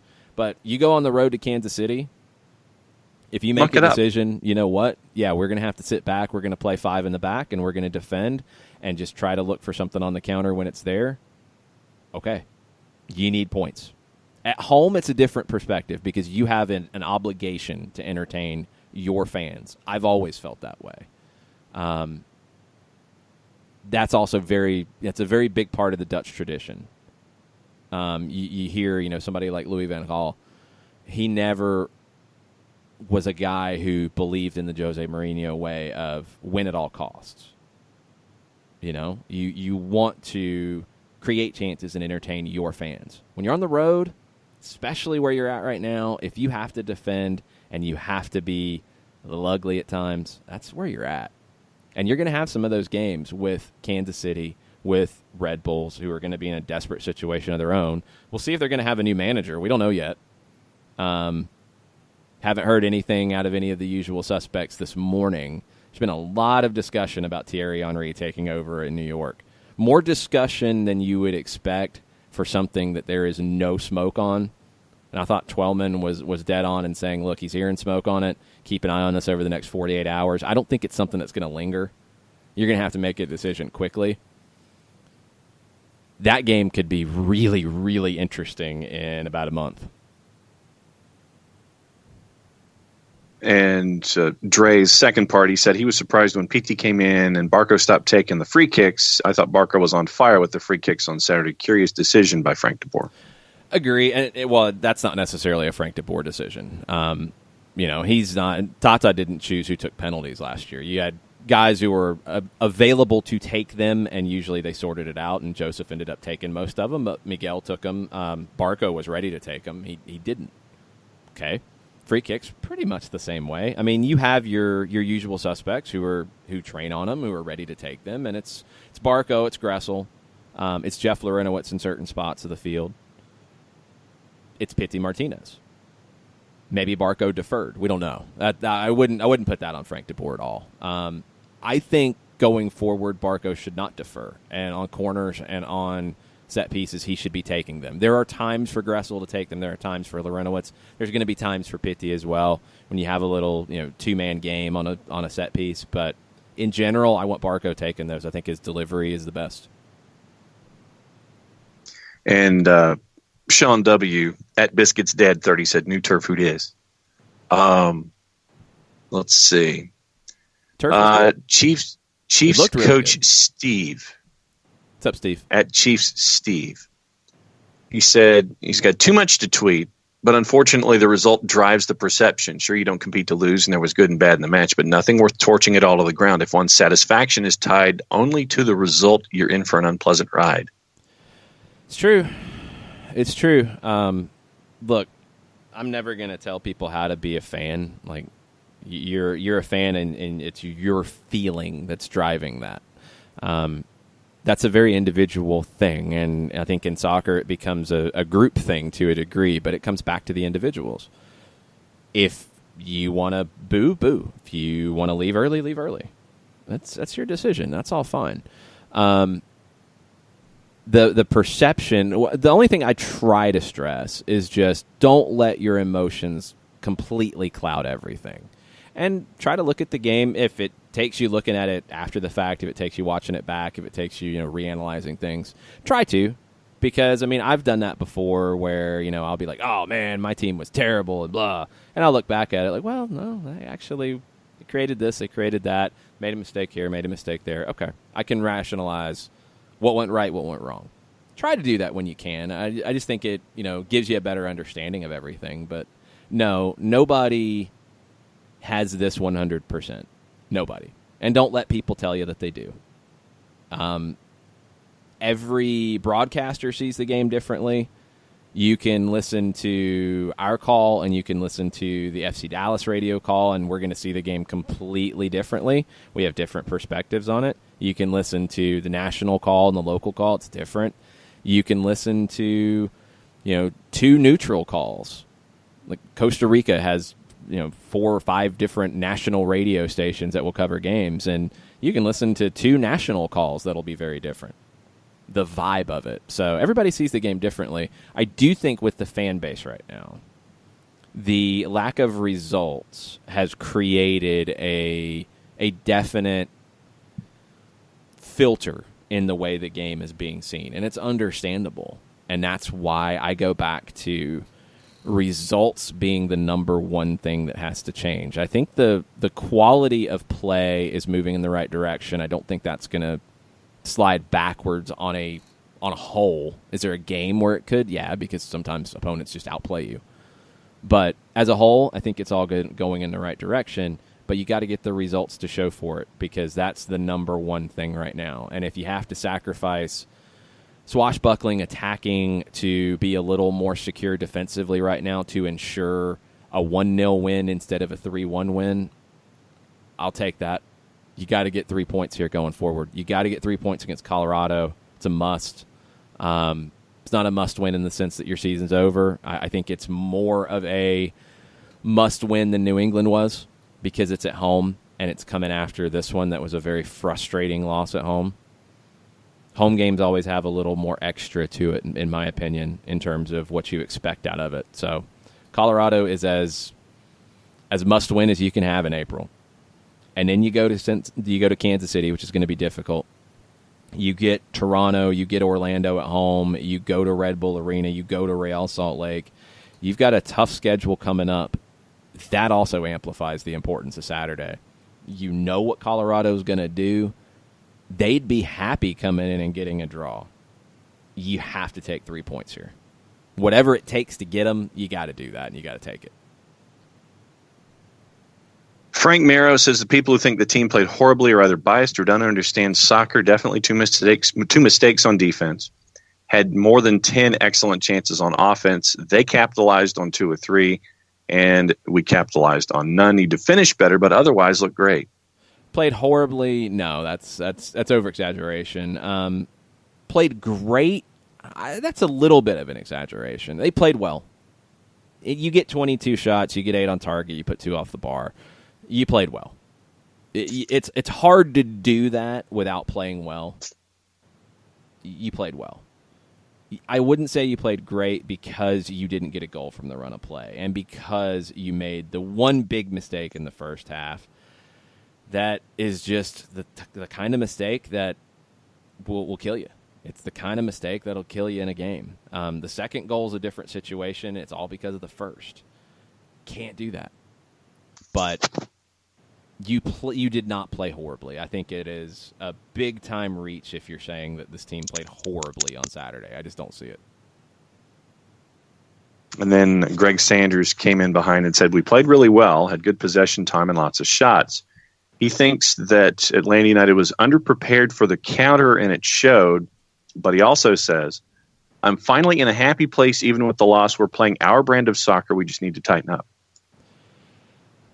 Unprepared for the counter is an interesting one. I would be willing to bet that nobody expected Dallas to come in and play the way they did. Their media people didn't seem to, from the reaction when the lineup was posted. So their talking heads seemed to be surprised by it. You hadn't seen it. Dallas had not played 3 in the back all season. And I don't think they were, honestly, I don't think they were playing on the counter until the second half. The first half, they tried to build possession out of the back. They were just unable to do it. I think that's the big difference here to me, is that they wanted to play out of the back, even with an extra defender, even with dropping into what looked like a 5-3-2 a lot of times. They wanted to build out of the back. They just were unable to do so. So, was Atlanta prepared for them playing 3 in the back? No, I don't think so. Because Luchi Gonzalez hadn't shown you that yet. I was surprised that they played as cynically as they did, but they get the early goal. It opens that door for you. So, I wouldn't say it's like that's a tricky one, because that's one that I think some people will take and run with to say that Frank DeBoer didn't prepare the team effectively. And no, that's not the case. Dallas did something that was unexpected. I thought Atlanta handled it well outside of the individual mistake that led to the first goal. Cairo says, of course, results drive perceptions. There were positives Saturday, although if you're not getting results, does anything else matter? No moral victories. No, there's not. There's not right now. There are moral victories, but for a team like Atlanta United, with the expectations that it has and the expectations that it sets, no, moral victories are not good enough. And that was the same thing we talked about with Monterrey. Did you play Monterrey, especially when you look back at it now, did you play them very well and give them a tough battle? You did. You 100% did. That's an accomplishment. It's not a moral victory, because that doesn't work for this team. It's not what you're trying to accomplish. You're definitely not looking for a moral victory in a home league loss. It's not acceptable for this team. That doesn't mean you played poorly. It doesn't mean anything like that. And it gets back to that question, and I'd be curious to see how people would react to it. If you come out against Colorado and you don't play as good going forward, you don't create as many chances going forward, you have 10 shots, you have 3 on target, and you win 2-0 in a pretty kind of game. Colorado has 1 shot on goal. How would the reaction be to that? Would that be okay? Look, sometimes you're going to have that even if you do try to attack. You're just going to have a game where you only get 10 shots. It happens. But if you decide to be more defensive, shut up shop, limit anything from Colorado, take your chances as they come, and you win 2-0 in a pretty meh kind of game, is that going to change the narrative? It's not in the short term. I think we all know that. But is that the way fans want this team to play philosophically? I don't think it is. I think that's where you're in a really interesting spot, is that a win isn't even necessarily enough for some people right now in some of the vibe. It's got to be a win in a certain way. That's tough. That's difficult. That adds more pressure to it. It's going to be an interesting one to watch as we go, especially as we get into a busy part of the schedule. John Nason says, after how many more games can I keep using the, quote, somebody's going to feel the wrath of Atlanta United's offense very soon, question mark. Saturday, perhaps? I hope so. It feels like this would be the one. It does. I hope so. Even with 5-4-1 or because we've seen it before. An 8-1-1. I mean, John, we've seen this before. Bad teams go in and play defensively against good teams, and they get blown out of the water. Like, it happens, and that's something. Again, I think that shows kind of the reaction of people. I think it was Bartimus Prime who, when we talked about that on the full-time report, and I said, look, Colorado's going to come in and play 5-4-1. They're going to sit and defend, and they'd be happy with a point. Bart goes, oh, well, Longshoe's predicting Atlanta's going to lose. Like, no, that's not what I said. They're going to sit and defend. That's what they're going to do. You have to break them down. You should have confidence in your players' abilities to do that. Has to happen, because that's how Colorado's going to approach it. I'd be shocked if they approached it any other way. I mean, Anthony Hudson has 8 wins in his year and a couple of months now with the Colorado Rapids. He's got 8 wins, period. They don't have a good team. It's not all his fault either. He doesn't have a lot of talent to work with. Some of the signings that they've made, oh boy. And not all of them are signings that you could directly see are related to Hudson. You have a couple of the former New Zealand national team players that he had coached before, but they've made some bad signings, and they didn't really address some of them this year. A couple new pieces that are better, but So he just doesn't have the horses to run with. and you're not going to have one of your midfielders after a red. Katie Weaver posted the question. We haven't had the chance to listen to it yet from the AJC about gambling on offense. So we do see it. I tried to hear it. I tried to go back and listen to it. I couldn't catch the audio in the break. So I'll double check that, Katie. I hadn't seen that specific answer. Back to Katie's original tweet saying that Frank would rather see the team take defensive risks than risks on offense because then you're more exposed. The way that defensive risks is not what he wants LGP to do in that situation. That's a little different. I don't know the full context if he's referring to wanting to get more numbers forward in this regard. So I'll go back and check it. We'll talk about it. You want to get numbers forward, that's for sure. But I think what LGP did is not what he's referring to. I hope not, anyway. And coming from a international caliber center back that Frank DeBoer was, he would not be condoning what Leandro Gonzalez Perez did on that tackle. That's not one you want to do because you're basically putting everything down on getting that tackle right, and he really wasn't in a great position to get the tackle right to begin with. So you don't need to risk everything at that stage of the field and that stage of the build-up. I think back to Roman Torres yesterday against LAFC and his, in air quotes, attempted tackle at the top of the 18 on, I think it was Diego Rossi. Oh, my goodness. What a horrible tackle. He just kind of laid down at the top of the 18. I mean, it was not even close. Anytime you go to ground, you're risking eliminating yourself from the play. And I don't think that's what DeBoer's talking about. I'm going to assume it's about getting more numbers forward. Risks on offense and what he could be referring to in that regard is you can't have turnovers in spots on the field where you can get exposed. So if you're getting numbers forward and you have a risky pass sideways into the middle that could be picked off and then you're caught out, those are things you have to be careful about. What this team has to do more of, and I think what they did here, because you got 22 shots, you have to finish plays, and that's not finishing chances into goals. That's finishing plays to where shots are either being saved, going out for a goal kick or ending up in the back of the net. Because if you don't, then you have the opportunity for the team to break on you as you commit more numbers forward and try to create better chances. I'm assuming it's a little bit in that regard, but that's my thoughts on it anyway. All right. We have two final thoughts for the morning in the Twitter timeline before we tease where we're going to be in 6 hours. Joe McCurdy on Overreaction Monday says he'll never stop cheering hard for Atlanta United ever. They're our team. They did the impossible. The cool thing to focus on now when we make the playoffs at whatever seed, I'm confident we'll run the table. Who'd want to face us?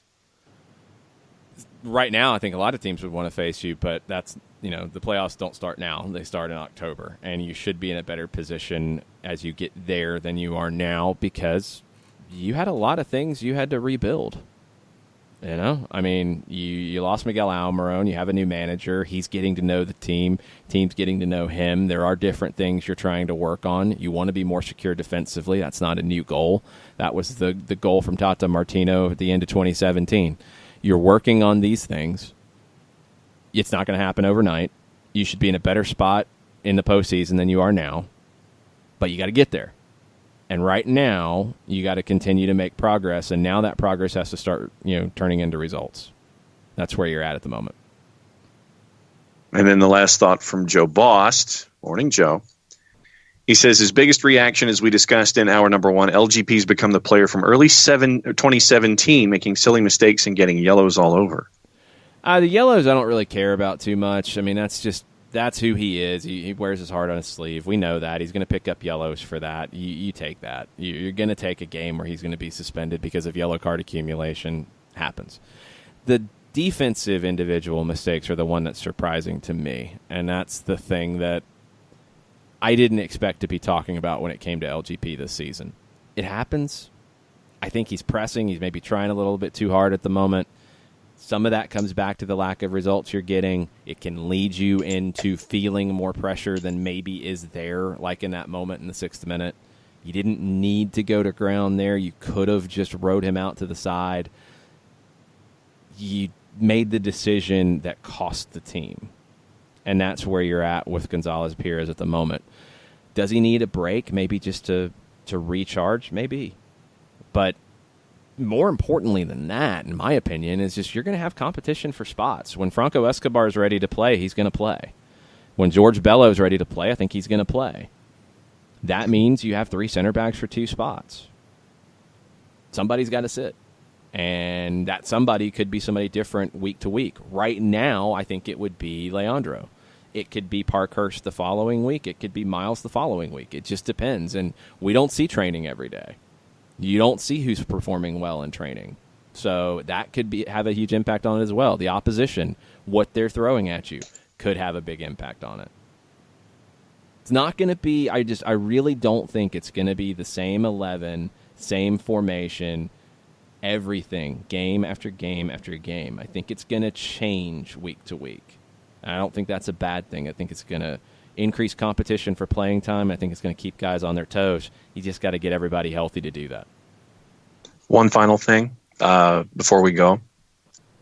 Allison, and I didn't notice this, so you'll have to probably brief me on it too. Allison Cupertino wants to know about mentioning the water bottle thrown onto the field. Don't care how mad you are, that's not okay.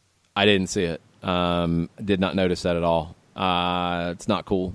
Don't do that nonsense. We've had this happen before. It's stupid. It's the same thing that everybody went ballistic about in Orlando, absolutely correctly. Don't do that. Like there's no need for it in that game. There's nothing to be throwing water bottles about. There just isn't. It's a disappointing loss. You won a title how many games ago now? Like 7, 8? You won a championship in year 2. I know people are frustrated, but when it's to that point that you're throwing things on the field after a loss, that's too much. It's just too much. It's not even, and the throwing things on the field after the Toronto loss, or the Toronto draw, sorry, in 17 was ridiculous. But at least in that case, trying to put my head into somebody, put my brain into somebody's head that would throw something on the field. It was never an impulse that I've had, but you conceded late on something stupid. Players that the fans had been taunting kind of gave it back to the fans. Okay, you throw something in reaction to that. There was nothing to react about at the end of the game. Like, the only thing you could be reacting to throw a water bottle onto the field is because the team lost, and it's kind of childish. Don't do it. It's a horrible look. It's a very bad look, and yes, it's not about trying to impress other fan bases, but I just think this fan base is better than that. Just don't do that. Yeah, it's pointless. Exactly. Not to mention dangerous and all the other things that go along with it. It's just pointless. It's just pointless. Yes. Don't allow that in your section, please. Like, don't allow that nonsense in your section. We are officially caught up, sir, with stoppage time. All right. Tonight, 6 o'clock at Re-Raw in Midtown. It is a podcast palooza of everybody. There will be mics, and people will be hopping on and off of microphones. We're raising money for soccer in the streets. It's part of the ATL Nations Cup that's this weekend. Raffle items including an Iron Tooth print of Greg Garza that is autographed by Mr. Garza. There's an autographed Atlanta United jersey from the 2017 team.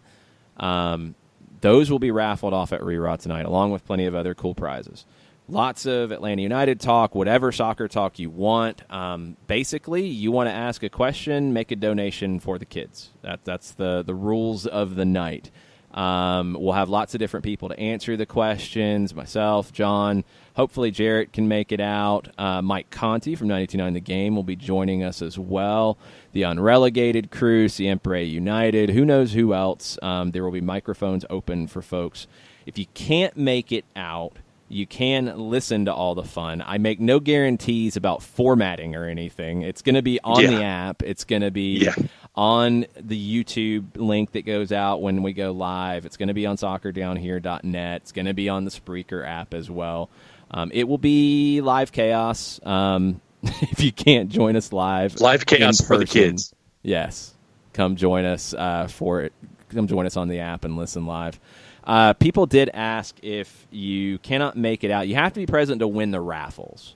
But if you want to donate to Soccer in the Streets, go to soccerstreets.org, and there is a donation link to upper right in red, big box. And there's one right in the middle under Play, Grow, Work, Succeed. Make a donation. You can donate to the organization there. So, 6 o'clock on the app, at Reraw Live. Come out and join us if you can. Listen if you can't. Tweet at us. Ask your questions that way.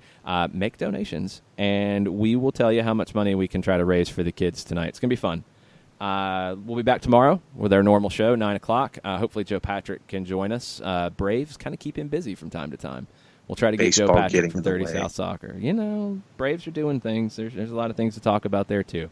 So we'll try to have Joe Patrick on with us tomorrow, and we'll talk more about everything going on around the league. There were a lot of interesting results from the weekend, a lot of interesting news from around the world of American soccer. We'll get into all that tomorrow at 9 o'clock.